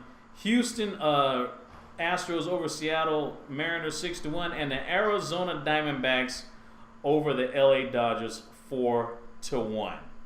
And that's pretty much all I have for sports. Hey, let me ask you a question. What did the female paper say to the male paper? What, you got ink? No. What? Let me come over and check out your pad. Hey! Yeah. What did the clown say to the doctor? What? Check me out, I'm feeling a little funny. Ba-dum-bum. Hi guys, that's the opening up. We're here till 11. For jokes. Yes. It's joke time. Anybody got some good jokes? Put them on there. Let's see if you guys are funny. Yes. I would ask Derek to tell a joke, but I think we'll be here. We'll need an extra hour on our show. Yeah. Just for the punchline. Okay. The clown joke was whatever. Funny. Whatever. Anyway. Oh, well, by the way, what would happen to a seagull if it flew over an oven? What? They become bagels. Bagels. That one's funny. That's a Jewish one. Okay. Yeah. Okay. Anyway, You had to be there. yeah. Anyway, what did the camel say to the taxi driver? I love this. Come Guess on, what guys. day come on. it is? Guess what? What did he say, Nicole? What did the camel say to the taxi driver? Hump day. Hump day.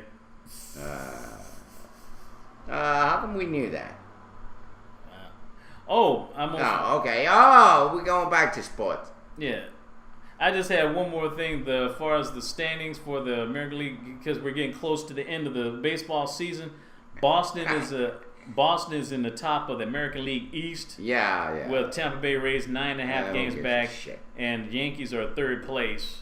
Nah, they should. Yankees should go non-existent. They already paid won to win. They already won 27 World Series. That's it. It's no more. It's time for the other teams to win some. It's like being married to a woman for 50 years. After a while, you just know what you get. Detroit's top of the American League Central. Cleveland second place, and Kansas City's in third with 7 games back. In the AL West, Oakland A's are in top. Texas Rangers are second place, 3 games out of first. LA Angels are in third with 15 games out of first place. Wow. In the NL East, as I said, the Atlanta Braves are on top with second place. Washington Nationals are 11 games back from first place. Atlanta has to win 8 more games till they clinch the division title. St. Louis Cardinals in the NL Central, they're in first place. Pittsburgh is going to be kind of tight. Pittsburgh are just a game back from first place. Cincinnati Reds are in third place, 3 games back from first place. And Milwaukee Brewers, well, I don't think they're going to make it. They're 22.5 games back, 22 behind first place. Wow. And the LA Dodgers is pretty much in the top of their food chain in the NL West. They're in first place in their division. The Arizona Diamondbacks are second place with 12 games back of first place. San Diego Padres are 18.5 games back from first, and they're in third place.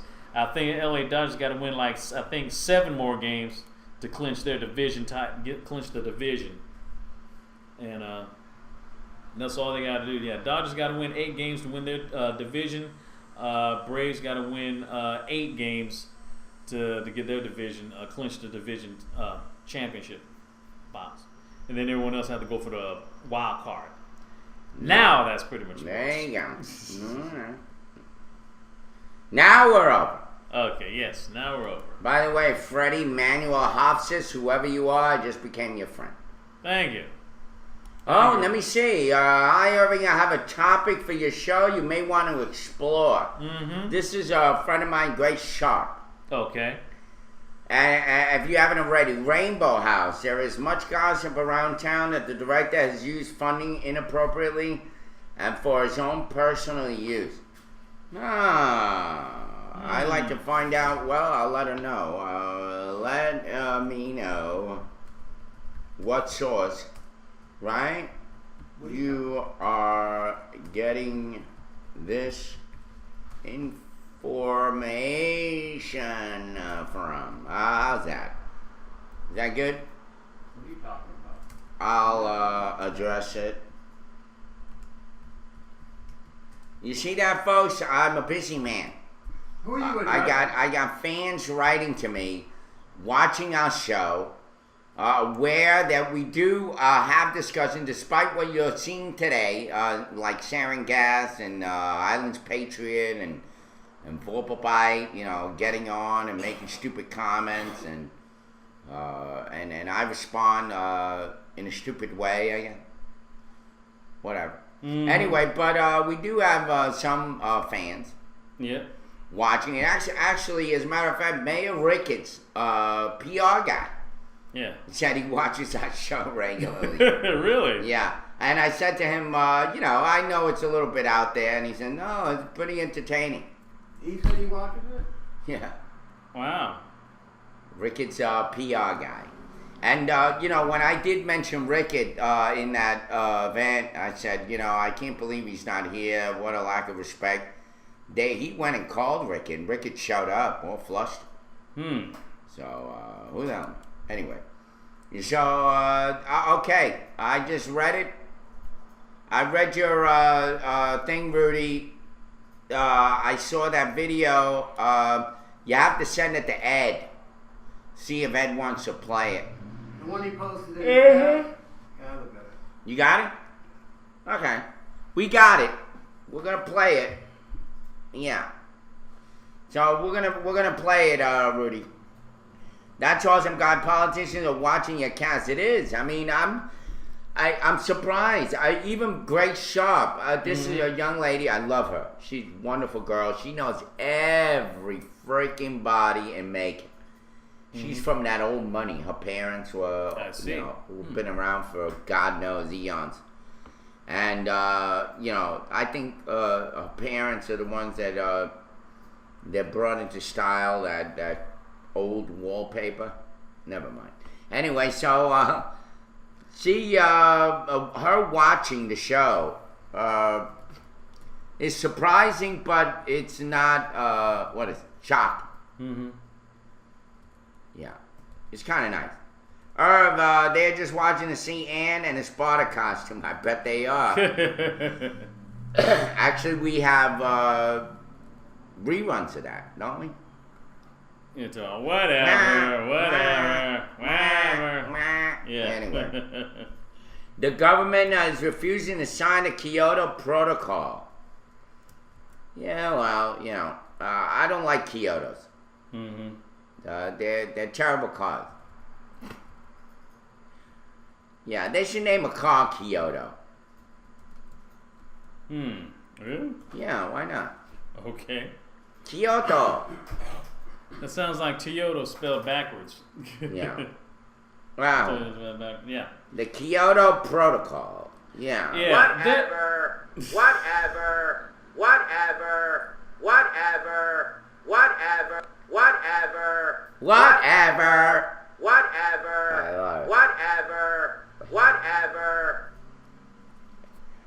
Oh.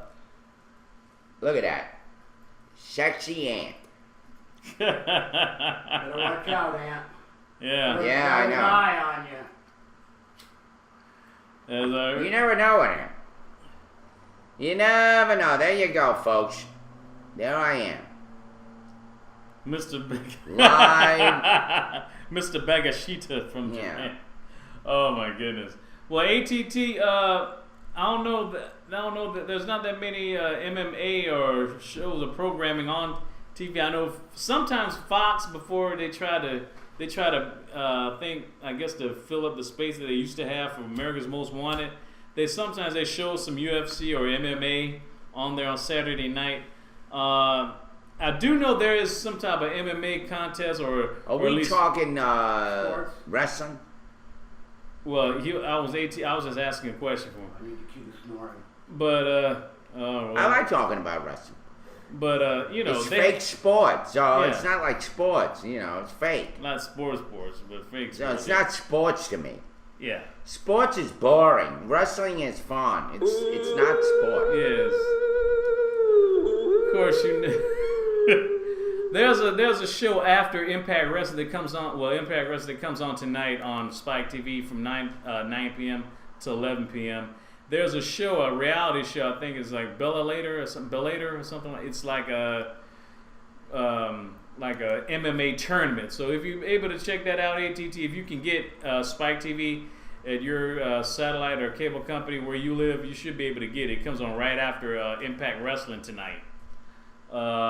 Speaking of wrestling, I think this upcoming Sunday, which is also my niece's birthday, youngest niece's birthday, there's supposed to be a wrestling match, WWE Night of Champions. It's supposed to be Sunday night on pay-per-view, where they have the tournament, the world title of Randy Orton versus Daniel Bryan. So that's going to be a wing-dang doodle of a match, along with other matches that's going to be on that special. Oh, by the way, I'm getting a letter written by Miss Grace Sharp. And she's talking about the Rainbow House. If you remember the Rainbow House, No. was that house that was for people with HIV/AIDS and all that, and they went out of business. The Rainbow Center. The Rainbow Yeah, she calls it Rainbow An House. old hotel is what it was. Yeah, Oh, it was an old hotel, like an old. They ran out of funding. Well, now she's saying that they misused the funds for self-aggrandizement or whatever they call it. Probably how they ran out of funding. Yeah. But that doesn't surprise me. I mean, you know, I was there a couple of times to go and see them. I wanted to start something, a ministry there. And you go in her office, the woman that was the so-called director of that place, she had so much shit in that office. You know, giving away cards and money, and it was almost like you can walk in there and they used to ask for money. Can I get $5? And she'd pull it out and give it to them. I'm like, these people don't even document this shit. All she does is pull it out and give it to them. I doubt very much that she did it after I left. Speaking But of pulling who out, knows? Wiener lost. Oh man. I heard about Wiener. Boy, he went out with a bang. He didn't pull out, but he lost. Yeah. Oh man, that's I agree, ATT. I'm with you. I agree it was invented. It's not for real. It's kind of like what they do, you know, with the Roach motels. they You know, check they in, go but they in don't check out. and they jump. So dang, I had no about. Yeah, I feel. Yeah, that is kind of bad. I was actually pulling for him, so to speak. For Anthony Weiner? Yeah, I was trying to see if you were able to come back. You were pulling for Anthony Weiner? What the hell, Derek? I didn't know. Well, Anthony New Way Wiener? I mean, come on, Aaron Barry was re-elected mayor and he was smoking crack. I mean, come on. I mean, can you compare sexing to smoking crack? I mean, What color was Marion Barry? Black. Well, then, There you go. Well, yeah, Washington D.C. is like 75% black. Yeah, okay. Yeah. You got me. You got the vote. Well, anyway. But Anthony Weiner didn't. I guess he didn't have enough sauerkraut or clout or Weiner should have mustard. pulled out. Yeah. He didn't have enough balls to stick it out. How'd that? Yeah. Pretty plain. Yeah. Derek wants to pull Yeah, away. Weiner didn't get off. He Exactly. didn't get off. I have a crush on Anthony Weiner. Really, Shorty Bray? Yeah. What part of Anthony Weiner do you like? Which nose are you talking about? Anyway, but the mayor blames the CIA for setting him up, smoking crack on camera, and the people gave him a pass. Whatever. Yeah, I know. He was able to get reelected mayor, but Anthony Weiner just he can't catch a break. He's just not a hard-on enough. Not a... Exactly. Yeah. See your doctor. Cialis or Viagra is right. Could you imagine? Could you imagine Anthony Weiner would represent New York real well? Oh. Well, because he's got the tallest penis in America. Yes. Yeah. Pretty gross. Yeah, he leans to the Yeah, left. he does. You know what that means? He by does the way? lean to the left. By the way, AT&T, no, this is true. Look it up. And this is science right now. You people are going to learn something. Mm-hmm. Do you know if your penis leans to the left, you are a submissive person? Submissive guy. If your penis leans to the right, and you feel comfortable at leaning to the right, you're an aggressor. So Anthony Weiner is submissive. Submissive. That's why he didn't make it. Yeah, he ran out of steam. Yeah. Yeah, like steam hot dogs. It's true. I'm not kidding. This was in, I think it was Playboy magazine. Wow. That, you know, Playboy does include some science shit. Some great articles. There you go. There you go. Oh my God, Ed, that's amazing. Just flaccid. Just some. See, that's Anthony Weiner hiding. Leans to the left, your right hand leans to the right, your left hand. I guess. Well, I am left-handed. And what if you're ambidextrous? You know what? I guess stay straight up. Yeah, straight up. I'll agree, ATT. I'm left-handed, so I guess I am left-handed. Leans to the right. Yeah, it goes to the left. If the penis leans to the left, you are right-handed. If the penis leans to the right, you're left. And so I guess I don't know. Yours leans to the right. I guess I'm what is it? Ambidextrous. Or are you going to take a survey? Leave me out of it. Yeah. I'll leave you out of it, Ed. There's nothing to lean on. Nothing to lean either way. I like that sound effect. Do you have the other one that goes quack quack quack quack? No. No, I gave that to Ed. What one? Yeah. The trombone. Anyway. AT&T, thank you. Thank you for letting us know. Yeah, that one. That one was great. Ed, do that again. Wow.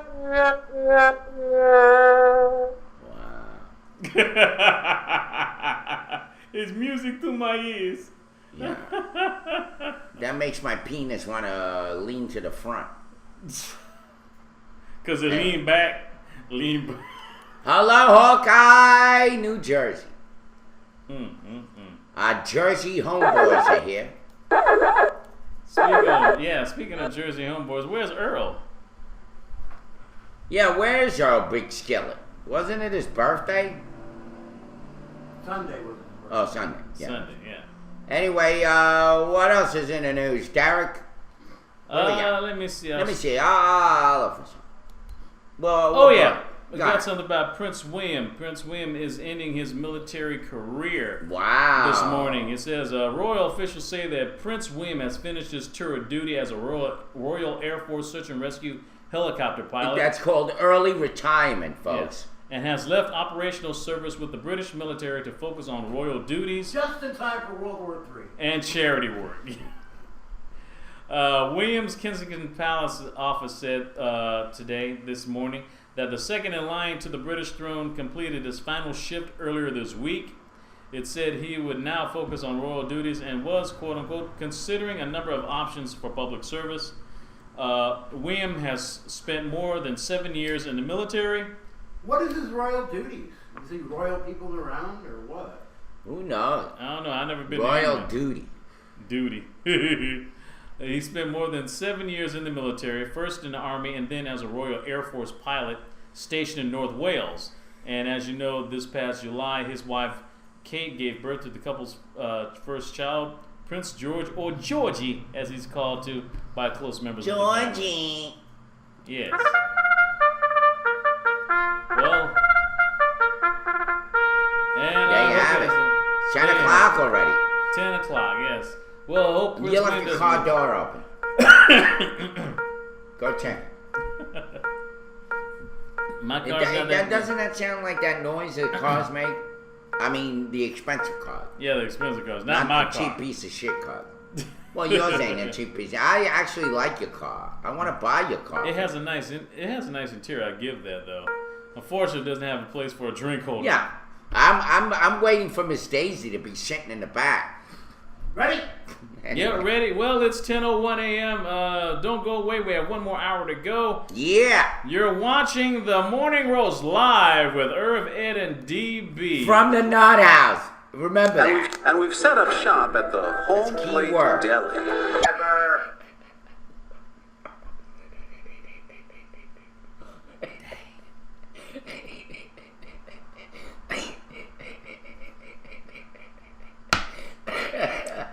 Boy, you gonna book here wide That was open. incredible, Ed. Your timing is impeccable. Yes. Your timing, you could set a watch to it. I'm telling you, man. Now you understand why he pled not guilty? Uh-huh. Because he didn't want to go under that judge. Right. If he pled guilty, would have been under that. Well. Not guilty, it's a lottery. That judge looked all pissed off, didn't she? She was pretty animated. Yeah, I She wanted didn't even to. remember his date. I wanted to hang him. I mean, try Put him. down on the paper. Who would forget a man's name like that put a video out on YouTube? Come on. Oh, yeah, it must be Smoker's Cup. Anyway. Whatever. Okay, that nutcase, that guy with the big ears and the horrible. Well, he made that video, right, with that music and all of that to try to, because Americans are a bunch of freaking stupid suckers. That they're going to read that and go, oh, look at him. He feels bad. Yeah. About killing somebody while you're drunk, you stupid son of a bitch. Yeah, let's forgive him. He's a drunk, but he's got a heart. Yeah. See, it's like that bad boy thing. We forgave the Nazis. Yeah, I mean, Hitler doesn't know. Yeah, Hitler is evil. Yeah, what was Eva Braun thinking? Yeah, Adolf might be evil and killing people, but he doesn't know how to trim a mustache. But at least he keeps the trains running on time. Like whatever. Yeah, if you ain't learned from a Snuggie generation, get him a Snuggie. If you ain't learned from the life lessons of that chick, you are lost. I'm sorry. I mean, dang, you want to talk about dating bad boys? I mean, he she gets on dated with the a ultimate video. bad boy. Dude try to rule the world. Why? Because he couldn't get into art school. See, but that's like the generation that we have. The art school version of DeVry, I guess. I don't know. I don't know. Well, here's our generation. Self-grandeur. What do they call it again? Somebody come up with that term. Delusions of grandeur. Yeah, delusions and grandeur. Why does that ugly Martian-looking creep? He looked like something out of freaking the Harry Potter. Why does that guy have to get on with music and he's got some burn mark on his arm? It looked like being bitten by fleas left and right. Who the hell knows? Oh, what's that burn mark they got on his arm? It's all to build sympathy, folks. Harry Potter T.S. guesses. It's all Harry Pothead or something. I don't know. It's all to build sympathy because Americans are a bunch of suckers and a bunch of stupid people. They take their poor baby. Oh, look at him. Like remember Maybe Twitter? He'll get off. Remember Twitter? Like those girls, like that bomber, that Boston bomber. Yeah. Boston Marathon. There was girls on Twitter like, oh, I'm sorry you killed those people, but he is kind of cute. You know, why don't they Bitch, just have stupid. they should have a rapist get on masturbating and go, look, I'm not going to do that anymore. I'm just going to sit here and whack off from now on. What is that all about? What's the difference? You getting on and saying, oh, I'm sorry, I killed somebody. Don't drink and drive. You may wind up looking like me. All the disgusting scars and a face like a freaking Martian. Oh, my goodness. Who cares? Exactly, not handsome like me. The Rihanna generation. Yeah, it's the Rihanna generation, exactly. All beat up, scars. And then beat other people up? Yeah. And just her name. It sounds like a rhinoceros or some fish that eats people. What, a barracuda? No, barracuda.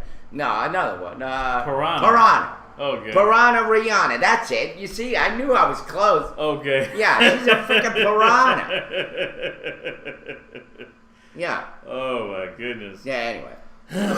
She's a pariah to me. It's like, get away already. Who the hell cares about your rear end? You're not that pretty. Your hair's too short. You know. Yeah. If anything, you look prettier now. After that, it's like what happened to Rodney King. They beat him into prettiness. Yeah. Yeah. After they beat him up, he looked pretty after that. He turned to a pretty boy. She has an ugly ass nose. Yeah. I guess that must be the She's rhino. She's a dream girl. Oh my God. I guess that's the rhino part you're talking about, huh? He says, don't talk smack about Rena. He can't even say her name. You don't even know who she is. We're talking about two different women, I guess. Too much. Don't smack about Rena. DB would tell. Yeah, I would have if she wasn't beating up folks. Like she does it better now. Actually, you're right. She was beaten into prettiness. Even her boyfriend was prettier. Whatever his name is. To my Ashton Kutcher? The one that beat the hell out of her. What's it? Chris Brown. Yeah, Chris Brown. Actually, they beat each other up, but they just showed Rihanna's picture. He didn't have any scars to him. You know, I had a joke about that, but I forgot the punchline. Oh, man. That's funny. Ed's on a roll today. He's on a roll. His timing is impeccable. Anthony, you should have been here. You learned something. Man, yeah, you need to learn to get your timing right with Ed. Right, he's getting good. Yeah, she can twerk. She can twerk with her neck too. I mean, that poor girl got smacked around so hard. I think she's got two necks now. Goodness. Well, I know it's 10:15 right now. Yeah. It's 64 degrees. Wow, it's actually cool. And not too bad. 64 degrees. Oh, excuse me, 70, but still cool. I was just thinking, if Miley Cyrus and Rihanna were to come up with a hit song together, you think it would twerk? Yeah. Terrible. All right then. Wow. Well, yeah. Anyway, so I do have a good story. I mean, people it better be good. It is. I mean, with some good news. I know a lot of people. Yeah, and don't hate because it's sports related, but it is a good story. Just thought it'd be good. Yeah. Don't you? Anyway, this is as the operations manager for Buddy Smalls Lots and a catch-all chain store in New Jersey. Marcy Lederman sees the worst from people daily on the 50 closed-circuit cameras in her stores. She says, I see people stuffing 2 items into one box and then paying for that one, she says. I see people eating food in the store and hiding the wrapper. I see employees sitting around doing nothing because they think nobody's watching. But she's never seen what she saw from 4 Division III football players last week. I had to force that one out. Sorry, folks. It began when she got a call from the police and there was an after-hours break-in at her Wayne, New Jersey store. She expected the worst. Yeah. Sure enough, on the video, she saw 4 large young men come in the front door. She's loving that. Which was accidentally left unlocked. Large young men. Left unlocked after closing. It says, my VP was looking at the video with me, Lederman remembers. He saw those 4 boys and goes, uh-oh, that's it, we've been robbed. But as the video played, they saw the oddest thing, integrity. It says the 4 young men who played football at nearby William Patterson University picked up the items they wanted and looked around for, get this, somebody to pay. Wow. It says we were down there for 10 minutes looking for someone, said wide receiver Anthony Biondi emailed. He says, we thought everybody was in the back or break. It was easy to see why they thought it was open because Buddy keeps some lights on after hours. Plus, yeah. There you go, ATG. Long story short, they were waiting and time was running out where they had to practice. A wide receiver, Thomas James, pulled out a $5 to cover the batteries in the video cord they needed, waved it at the surveillance cameras above the cash register, and laid it on the counter. That was about the time the tape. That's around on the tape when the vice president slapped his forehead and said, "Uh-oh, I have to eat my words." And it gets better. One of them took 80 cents out of his pocket and laid it out in the corner, for tax. Yeah. And it was for surveillance cameras catching somebody in an act of honesty. So they basically paid their money, to buy some batteries. They thought it was a break-in, but they were just paying, for some batteries that they needed. And they were rewarded. Want to say thanks for their integrity. Yeah. Okay. I'll give you guys the link to the story in case you want to read it on your own leisure. There you go. That was a nice poop job there, Derek. Yeah. You pooped us with some extra sports there. Yes. Y'all stop hating on sports. Do you have a superhero story? Hey, Donnie. What's up? Donnie Curry is here. Anybody got a superhero story? Did you know that Batman was also known as the Dark Knight? Yes. All right. Everybody knows that. The Caped Crusader. Oh, the Cape Crusader. Yes. I'm gonna send Ed a picture. I got a picture of Batman and Robin making out at the Gay Pride Parade this last year. Would anyone like to see that picture? Imagine Batman reaching over to Robin and making out with him. No, I do not want to see. No. I don't want you. We have that. I don't want you to ruin my childhood, Irving. I'm just. Yeah, the Dark Man rises. The Dark Knight rises again. Exactly. Yeah. The Dark Knight rises up. Yeah. Zappa says, "No thanks, I'm full." It's kind of an odd picture. I've been wanting to throw it up on Facebook just to rile somebody's nerves up, especially here in the so-called Bible Belt. But this Bible Belt is a little tight. You ever see a fat guy wearing a belt? You almost wonder, like, for what? That's the way here in Macon, Georgia. You almost wonder, for what? Why do they call it a Bible Belt when all these people are so devilish? I guess it makes sense. It's because the belt is on too damn tight. Possibly. Why the belly hangs out. We have 400 churches in Macon, yet we got crime out the wazoo. Oh, okay. What's the difference between Batman and the Joker? Who knows? Irv, I sent you a red leather cap. A red leather cap. Okay. Because the Joker's not always with Robin? Irv, I sent you a link to about Pope saying a person does not need to believe in God to go to heaven. What the fuck? I heard. You talk about really changing everything that everybody believes in and turning it on its head. I like that. I like that about this Pope. I'm telling you. They needed a Latin Pope. They needed some hot sauce on there. Some hot sauce. Yeah.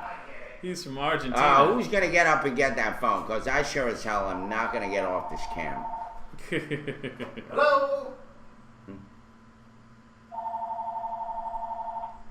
Doesn't look. Hello? You know you have caller ID. Hey, what's this? Oh, hold on, please. Yeah, hello, you're on the show. Hey, you said you wanted a Superman story. Yeah, come on, baby. We got a Superman story right here. Go ahead, pal. Alright, Superman, he was having a pretty bad day one day, and he every time he tried to save somebody, a different superhero would save him. Like, a woman was about ready to get hit by a bus, and he'd swoop in, and Batman would save her. So then... Hold on a second. The sound of people learning. Anyways, so then he'd fly over the coastline, and he sees a woman trying to. She was drowning. So then what she would do is she would go in he'd go in and swoop in and try to save her, and Aquaman would save her. Well, he's pissed. So he's flying over the ocean, and he sees this deserted island, and he sees Wonder Woman laying there sunbathing. Okay. He says, I need satisfaction, so he swoops down and flies off. Then she says, what was that? And the Invisible Man says, I don't know, but my ass sure does hurt. Wow. Holy. You know, that was so funny that somehow I forgot to laugh. Great story there, pal. I got it. Yeah, we got it. It's fun. It is. By the way, you and Derek must hang out a lot. You're both kind of equally as good at telling jokes. Yeah. Hey, what can I say? I learned from the best father, Derek. We love you, man. Thank you so much for calling. Who the hell is this, by the way? Which one are you? Yeah, Joe is so old. Yeah. The real Superman cabbie. Yeah. You sure you're not Donnie Curry? What did the lady say to Michael Jackson at the beach? What? Beat it? What does the lady say to Michael Jackson at the beach? Beat it? Excuse me, you're in my son. Hey, why does the Michael Jackson have parties with 28-year-olds? Oh, that's funny. Because there's only 20 of them. Anyway, Boy, I have no. Wait, one more before I go. You know the big scandal when Michael Jackson died. The family wanted to bury him, the mother of his children wanted to cremate him. Well, they battled in court and they came to a middle. See that what they decided to do, since he's 90% plastic, they melted him down, made him into Lego so the kids can play with him now. I see. All right, guys. Talk to you later. bye, buddy. All right, there you go. There you have it. We have. Boy, I'm telling you, y'all better. Wonderful listen. You guys better pray that Jerry Lee Lewis lives forever, because I'm gonna talk about his ass when he kicks the bucket. I'm telling you. By the way, that dude was the R. Kelly of the '50s. Talk about, I'm serious. by the way, Diaz Photo Guy, what does Michael Jackson and chewing tobacco have in common? And the answer is, they both come in little cans. Both come in little cans. Ew. If he wasn't dead, of course, he said. What do you call a Mexican test tube baby? A janitor in a drum.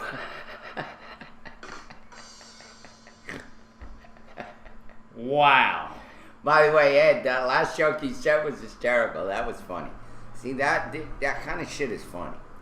Here all week, tip your witnesses. The Jews were always good at writing What's on your hand, comedy, aren't they? What's that on your hand? Huh? Your hand. What's on your hand? Cigarette ash. Okay, I said, dang, what type of abscess is that? I know, really. It looked Jeez, like leprosy. Stay away from him. Yeah. I had a female Well, you friend need to get that clean my kitchen topless today. She's nuts. Wow. Does she have those giant boobs like that woman had with, what were they, 25 pounds apiece? 35. The one that does the massage with her boobs. 20 pounds a piece or something like that? Yeah. 25? Yeah. 48 double N's? Yeah. Yeah. Whoa. Anyway, let me see. Not quite that big. All right, well, They have like they were GM bouncing stamp on. around. That is pretty cool, though. Having somebody topless. Derek would love that. Yeah. Especially if, Senator. yeah. She looked like some girl named Choptwa or some bullshit. Choptwa. Someone give her some cocoa butter for his ashy hands. Thank you, AT. Did he put a squeegee on each boob? What's the difference between Jack Daniels and John Wayne? Jack Daniels is still killing Indians. I love it.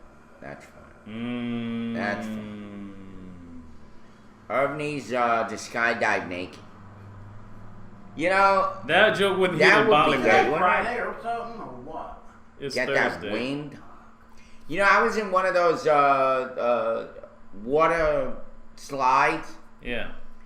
And boy, if you go down those things real wrong, you'll get a freaking enema and a half. You gotta know how to close your butt cheeks on that shit. Yeah, I've heard. Well, yeah, that happens. That Some shit stories if runs right into your, it winds up in your stomach. I don't remember Bill Clinton saying anything about that when Monica went down on him, talking about you get an enema, just lose that. He's like, I don't know what you're talking about. I don't know where you get your things from. Yeah, well, have a good day, Donnie. Get some rest, make some money. Whatever. You're supposed to wear a swimsuit, Irv.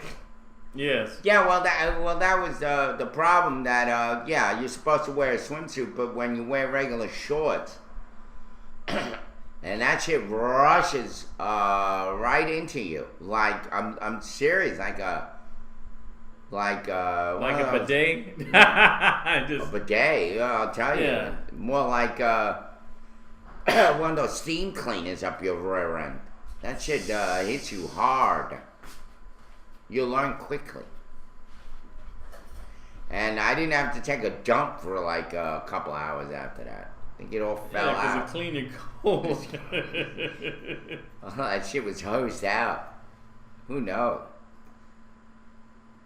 Oh my goodness, man. Anyway, Derek, my sister knows Padma Lakshmi. For Good real, Padma Lakshmi, man, don't play with me, man. Don't be joking.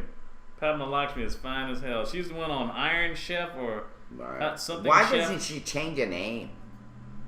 Is She she can as change her pretty name. as her name? Yes. Padma.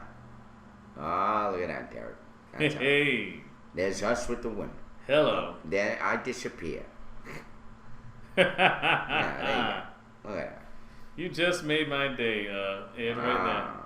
Oh, no, There you no, you go. didn't. No. Boy, that girl in the black has really cool hips. Oh, look at that, Derek. There's Now your- you just Now you're talking Now your you just type, turned Derek. my stomach. That's you, right there, Derek. See, that's Look a at damn that. stereotype. Derek loving it. Big, like we like big girls. Like, no, Derek. not like that. You like, yeah, yes you do. Please. This, Budweiser don't even make enough. Jack Daniels don't even make enough whiskey to get me that drunk. Or I'm just well, saying. you know, here's the thing. You could always cut her up and have her as bacon. Think Oof. about that. When you start thinking those illusions, maybe you'll like her. Maybe you'll fall in love with her. Well, yeah, if I was in a plane crash, yeah, you look good enough to eat. Yeah. It's just turning into an It's animal. like a lot of bacon on her. Like a pig. Whew, boy.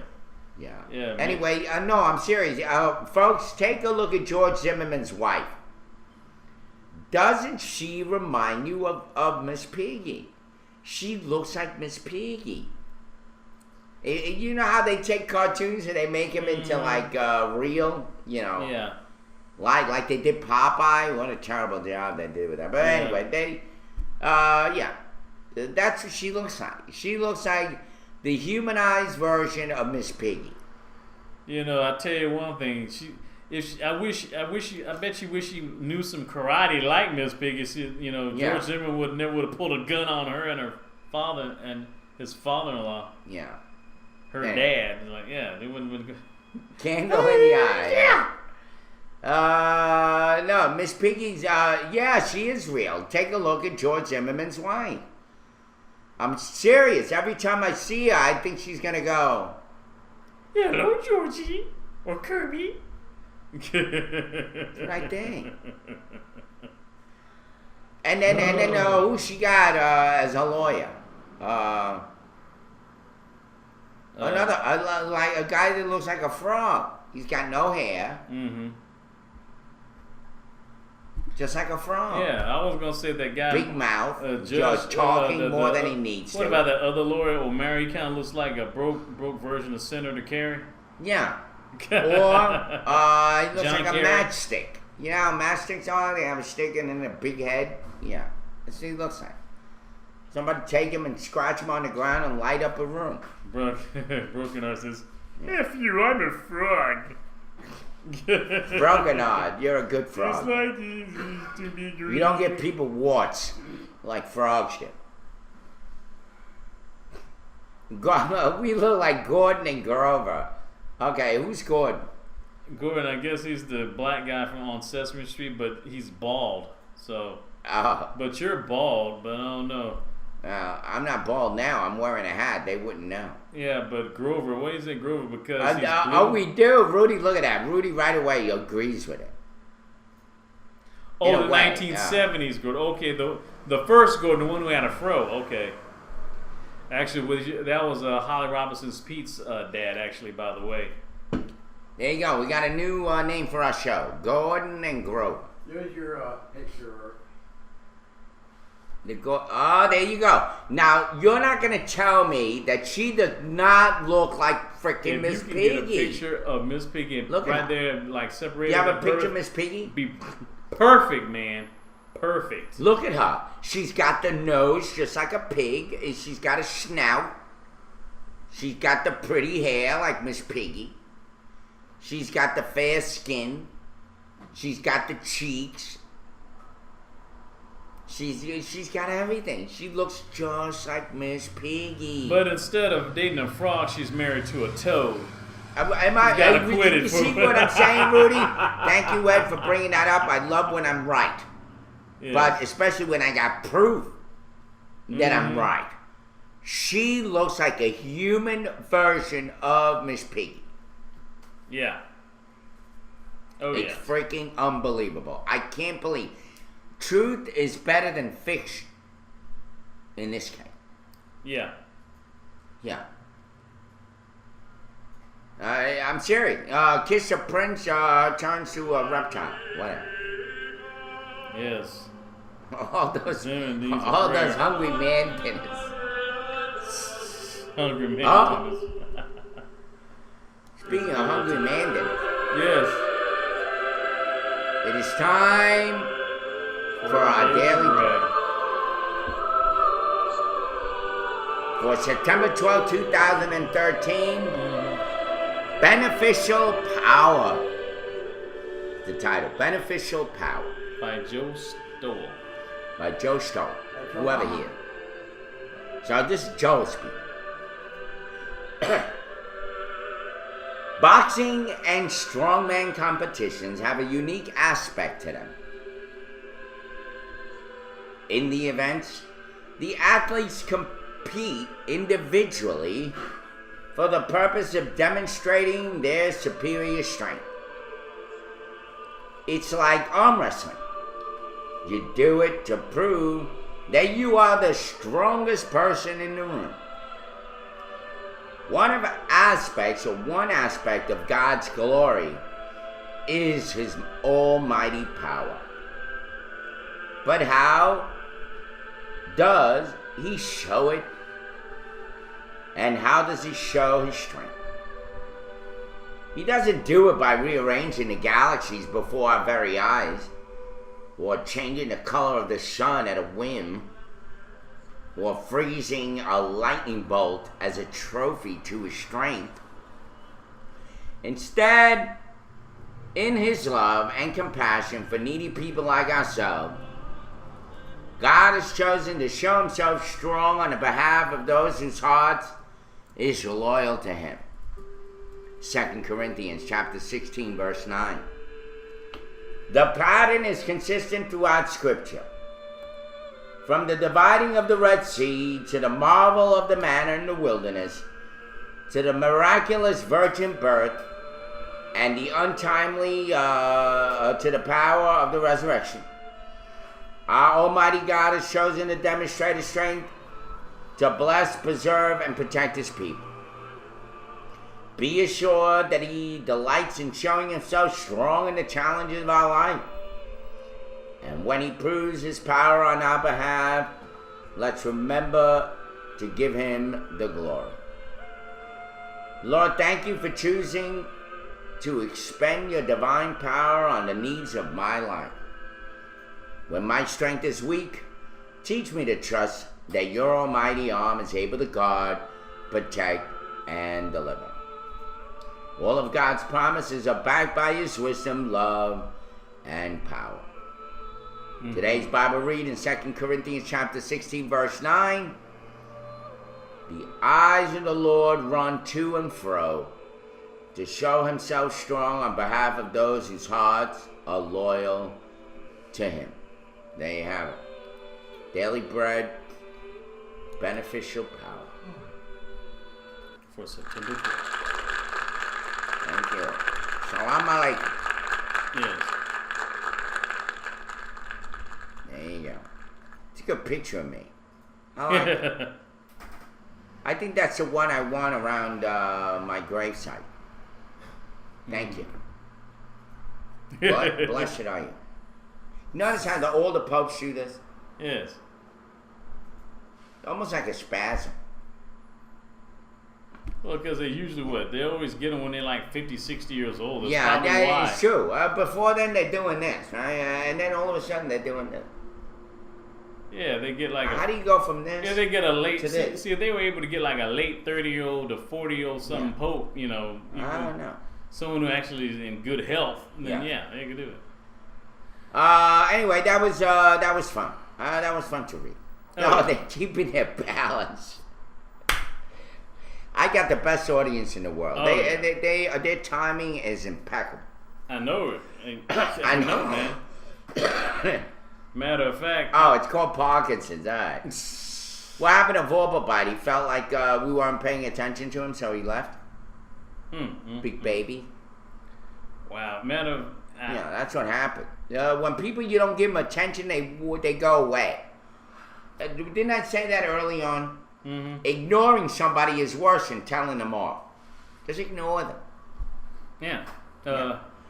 I had the swing dang doodle of the story. Yeah, that Chinese medical examiner. Yeah, this is the wing dang doodle of the hour right here. $100 million. Yeah, Yes. right. Well, check this out. I found the video if it is able to access it, but I'll just go ahead and preface the story in case we're able to play the video. The medical examiner in Zimmerman trial sues for $100 million. Claims prosecution through the case. Says in a bombshell allegation, Florida medical examiner Dr. Scheib. Oh, you do? Yeah. Oh, okay. We have a video. Oh yeah, ready. Here you go. Dr. News tonight, the Scheib. medical examiner who performed the autopsy on Trayvon Martin now claims that prosecutors purposely threw the case in favor of George Zimmerman. These accusations are coming out now after we broke the story in Eyewitness News at 4 that the county had fired Dr. Shipping Bow. Tonight, his attorney told Eyewitness News reporter Lori Brown the doctor was wrongfully terminated. She's live now in the newsroom. And Lori, as a result, they're now preparing a $100 million lawsuit. George, Dr. Bow's accusation that the state medical examiner's office purposely threw the case is a very serious accusation that he claims he has evidence to back up. Dr. Shipping Bow's testimony raised eyebrows during the George Zimmerman trial. He was still in pain. He was still in suffering. On the stand, Dr. Bow changed his testimony about key statements he'd made, admitting that he'd changed his mind about Trayvon Martin only being alive for as many as 3 minutes after the shooting. I believe he was alive for 1 to 10 minutes after he was shot. Now Dr. Bow is dropping another bombshell. Through his high-profile attorney, he claims the medical examiner, state attorney's office, and Sanford Police Department were all biased against Trayvon Martin. He says their general attitude was that he got what he deserved. Attorney Willie Gary says Dr. Bow was made to be a scapegoat and was wrongfully fired from the medical examiner's office. Gary says his client was prepared to offer proof that Trayvon Martin was not the aggressor. He was basically, in essence, told to zip his lips. Gary says prosecutors never asked Dr. Bow a question crucial to their case. He wanted a question that would have allowed him to explain to the jury with scientific evidence how there was no way Trayvon Martin was ever on top of Mr. Zimmerman. We asked State Prosecutor Angela Corey's office about the accusation. A spokesperson said it is unconscionable, and the prosecution team fought tirelessly for justice in the case. Reporting live in the newsroom, Lori Brown, Channel 9, Eyewitness News at 10. Wow, there you have. Once again, I mean, this all stunk all high hell from the beginning. I've been saying that. It's unraveling like a can of worms. A can of worms. And I said it from the beginning, but people are always like, so pro-Zimmerman, and oh, yeah, he had to rewrite and all that. I said it from the beginning. George Zimmerman killed Trayvon Martin because Trayvon Martin kicked his ass. And he was mad, like a normal person would be. Yeah. And especially a self-aggrandizing, self-centered son of a bitch like him. Yeah. Which, by the way, he didn't identify himself as a. I said it from the beginning. George Zimmerman killed Trayvon Martin not because he was scared for his life, but because he was humiliated. Plain and freaking simple. He was mad that Trayvon kicked his big fat ass. Very simple. Maybe he had no choice. He's going to die. He did have a choice. The other guy's going to die. He didn't think he was going to die. I mean, either way. It's all bullshit.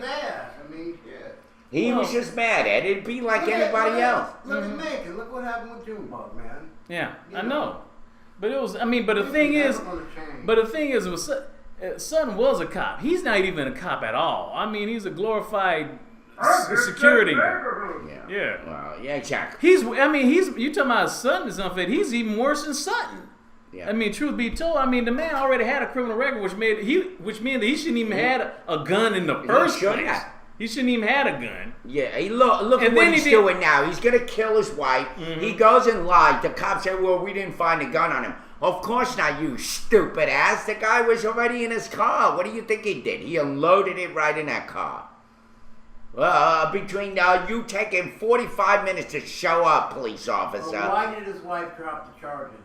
Well, because she knows that, she's going to have to deal with this divorce, and she doesn't want it to be a fiasco, like her lawyer said. She wants it to go out with a whimper, not with a bang. That was dumb. By dropping the charges, she has less on him. Well, and the thing is, she probably realized what she like did. A seafood platter. Oh yes, very fishy. Yeah, all yes. around, all around. And I'm not saying that it's a perfect science either. I'm sure that there are. Yeah, Red Lobster. She had every reason. Yeah, Red Lobster. She's a liar too. Very fishy. Red Lobster and Captain D's have nothing on this. I'm telling you right now. Yeah, but they both sell fish. Yeah. It's all bullshit. Anyway, as far as this thing, that's the reason why she called it off. She had a lawyer talk for her. And what did her lawyer say? Listen to what the lawyer said. She wants this to end in a whimper, not in a bang. All right, there's a double entendre there. The bang could be with a gun, with him shooting the shit out of her. Mm-hmm. Like he shoot a pig, put her on a rotisserie and cook her. Which I'm surprised that he didn't, but I guess she didn't. I guess she didn't have a hoodie on or something, or carrying a bag of Skittles or something. So all I'm saying is she doesn't want all the notoriety. She didn't realize that when she called the police and said, this George Zimmerman and all this, he's holding a gun and all that. I don't think she realized how bad it was going to be because she's so stupid. Yeah, and the she thing didn't is, realize, say George Zimmerman, everybody jumps on it. I mean, truth be told, ever since the acquittal, now all these stuff that's been going on, he's pretty much glued, screwed, and tattooed for life, pretty much. He won't be able to get a job. What person do you know that's going to hire this guy? He can't get it like I don't know, Nikkei. He won't be able to get a job at Piggly Wiggly because the people are going to think that they're an advocate of Zimmerman killing unarmed teenagers. No, she'll get a job at Piggly Wiggly. She's going to be the new logo. She's going to be the new face she of might get Piggly Wiggly. Yeah, she might get a job, but George won't. That's why she's trying to get a divorce. Like, look, I'm trying to be able to make ends meet here. I don't want to be associated with you. There you go. There's your seafood platter right there. Yeah, with marinara sauce. I'm trying to look at it. Yeah. Oh, go ahead, make a voice. Hello, Kirby and Georgie. Why you got that gun there? I'm not wearing a hoodie. Bring back Miss Piggy. Bring back Miss Piggy there. Yeah, let's put it this way. There she is. I'm telling you, folks, look at her. Folks, please, I beg you, pay attention. Take a look at that face. She could be the new Jim Henson puppet. Jim Henson Muppet. Yeah. A new version of Miss Piggy. More realistic. Yeah, a live Muppet, yeah. A live Muppet. She don't even like have they to, put she on don't those even have ice to get a shows. pig snout or nothing. Just Yeah, she's got a bus head. Yeah. Yeah. Fit for a king-size bed. She needs a bed just for her head. Rhyming. You're rhyming now. How about that? Well, let's see. I know we have some special words. Go into that since we have like close to less than 15 minutes into the show. But that is something to think about. That is really something to think about.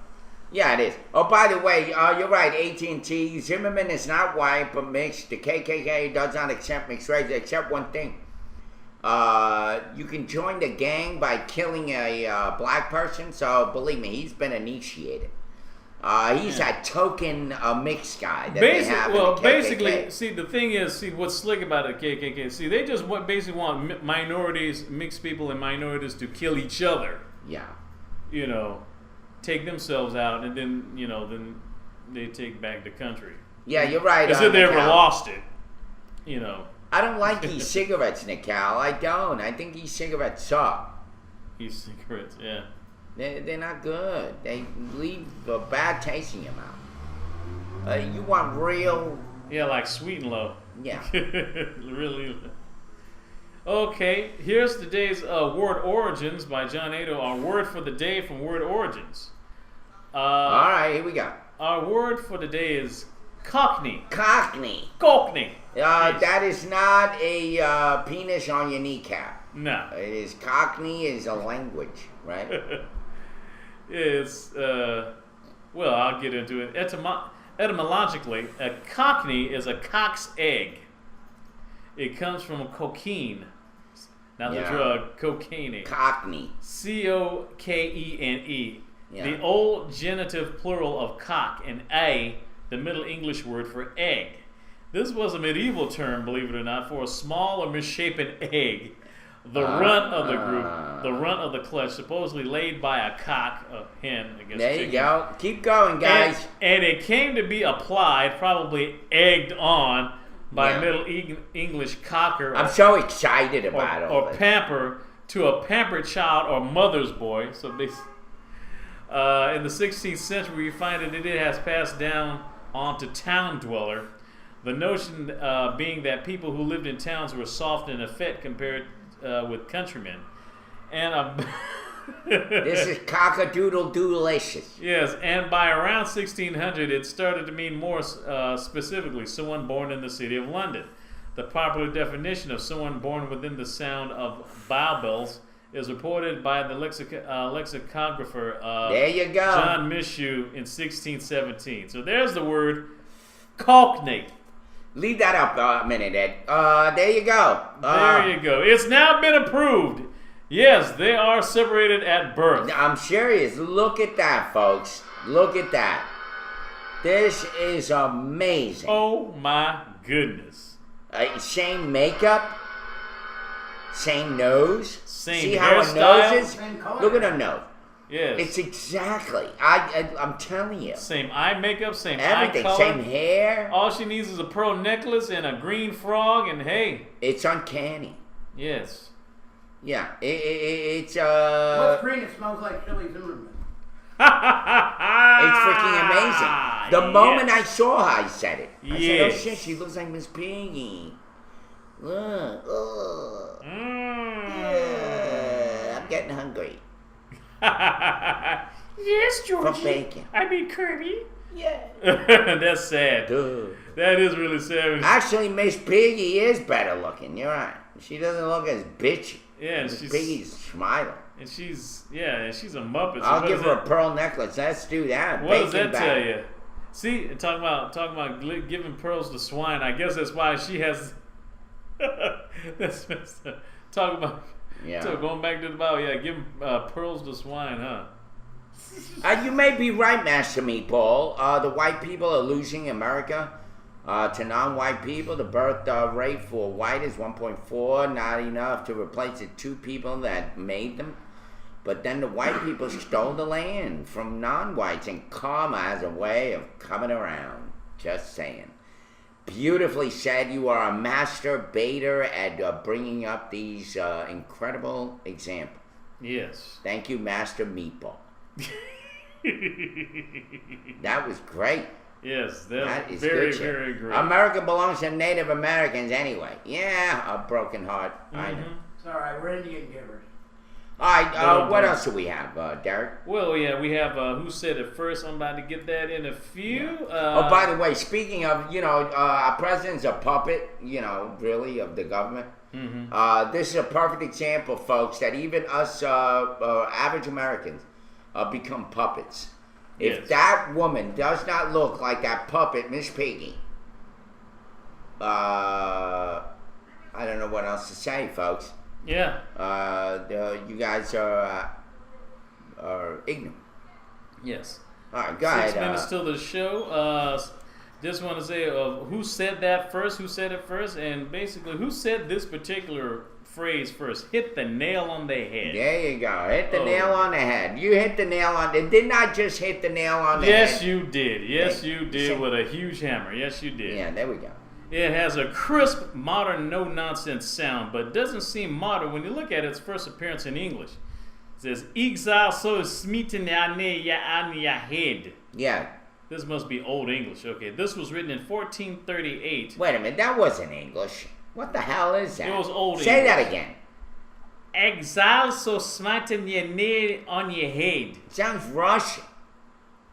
Go figure, man. I wasn't Sounds there. like, you sound like Pew. Well, it was written in 1438, go figure, man, by Marguerite Kempt.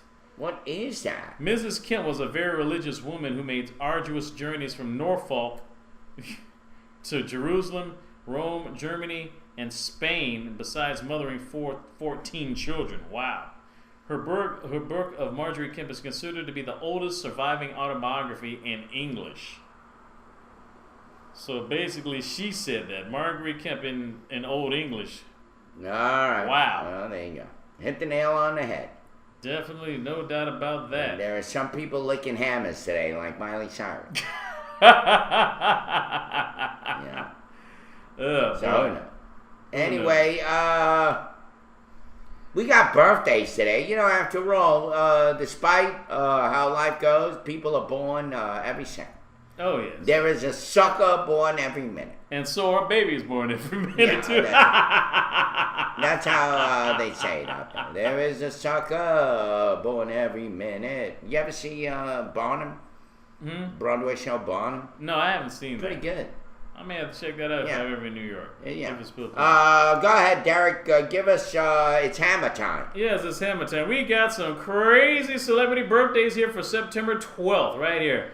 The first one on the list, the guy who just got robbed a few months ago, Mr. 2 Chainz. Rapper 2 he Chainz. didn't just get robbed.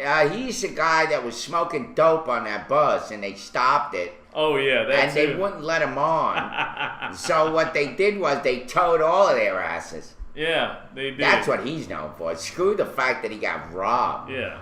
2 Chainz, Southern influenced rapper's debut 2 album. Chainz. Reached number 1 on the U.S. Billboard 200 in 2012 last year. He turns 36 years old today. Happy birthday, 2 Chainz, on turning 36.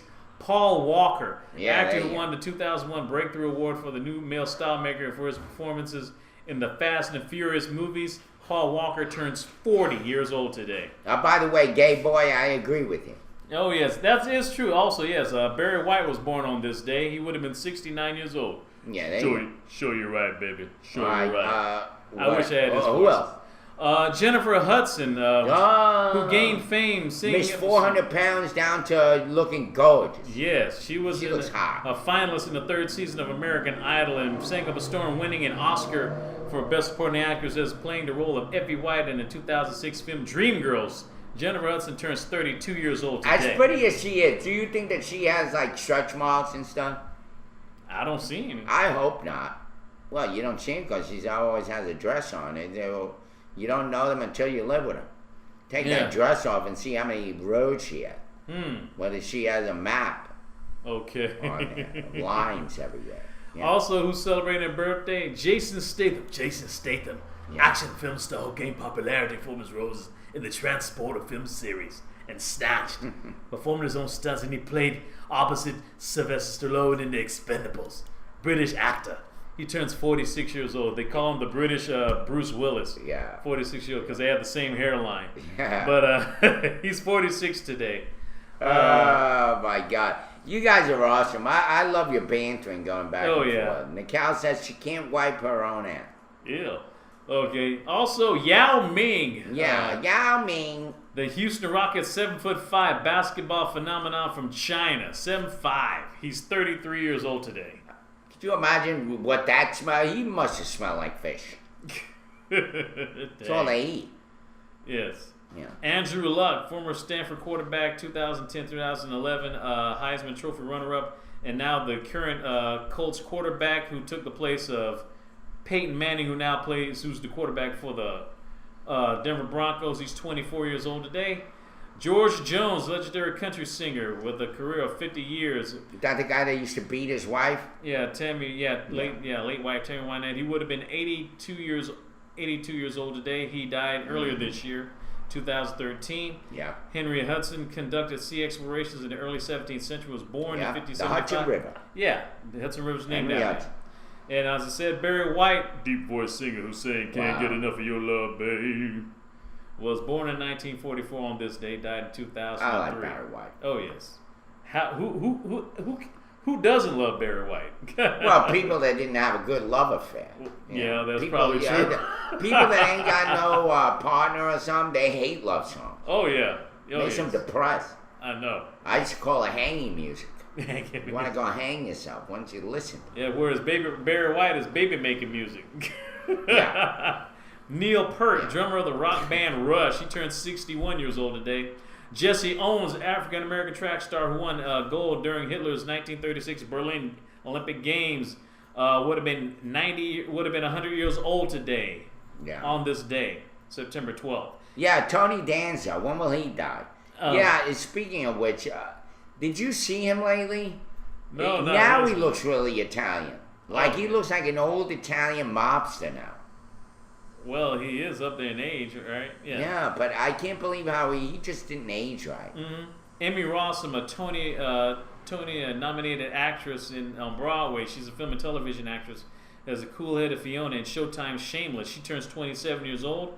Dickie Moore, again famous for his role as Dickie in Our Gang, was Dickie in Our Gang, and Shirley Temple's first screen kiss. Dickie Moore, I guess, one of the last surviving members of Our Gang, Little Rascals. He's 88. And by the way, it used to be called the Little Rascals. Uh-huh. And then they changed it to Our Gang. They were Our Gang at first, and then the Little Rascals. Well, it was one of them. Something happened because they got sold to a big company. Yeah, TV, Yeah. Ruben Studdard, who defeated Clay Aiken in the second season of Fox's American Idol talent show. He's 35 years old today.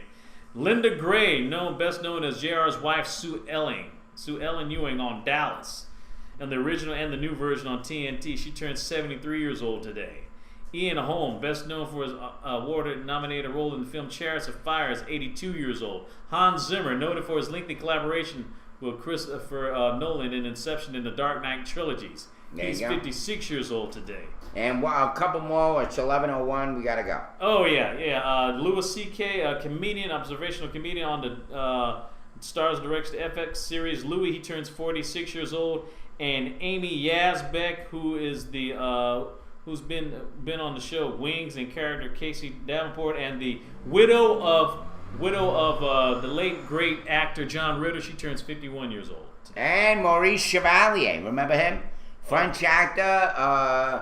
Thank Heaven for Little Girls. He was also, wasn't he? No, it wasn't. Never mind. Yes. Oh, James McCartney, the singer and musician, released a solo album, Available Light, who's the son of the great Beatle legend Sir Paul McCartney. James McCartney is 36 years old. There you go. Does that you look like him? Let me see. Yeah.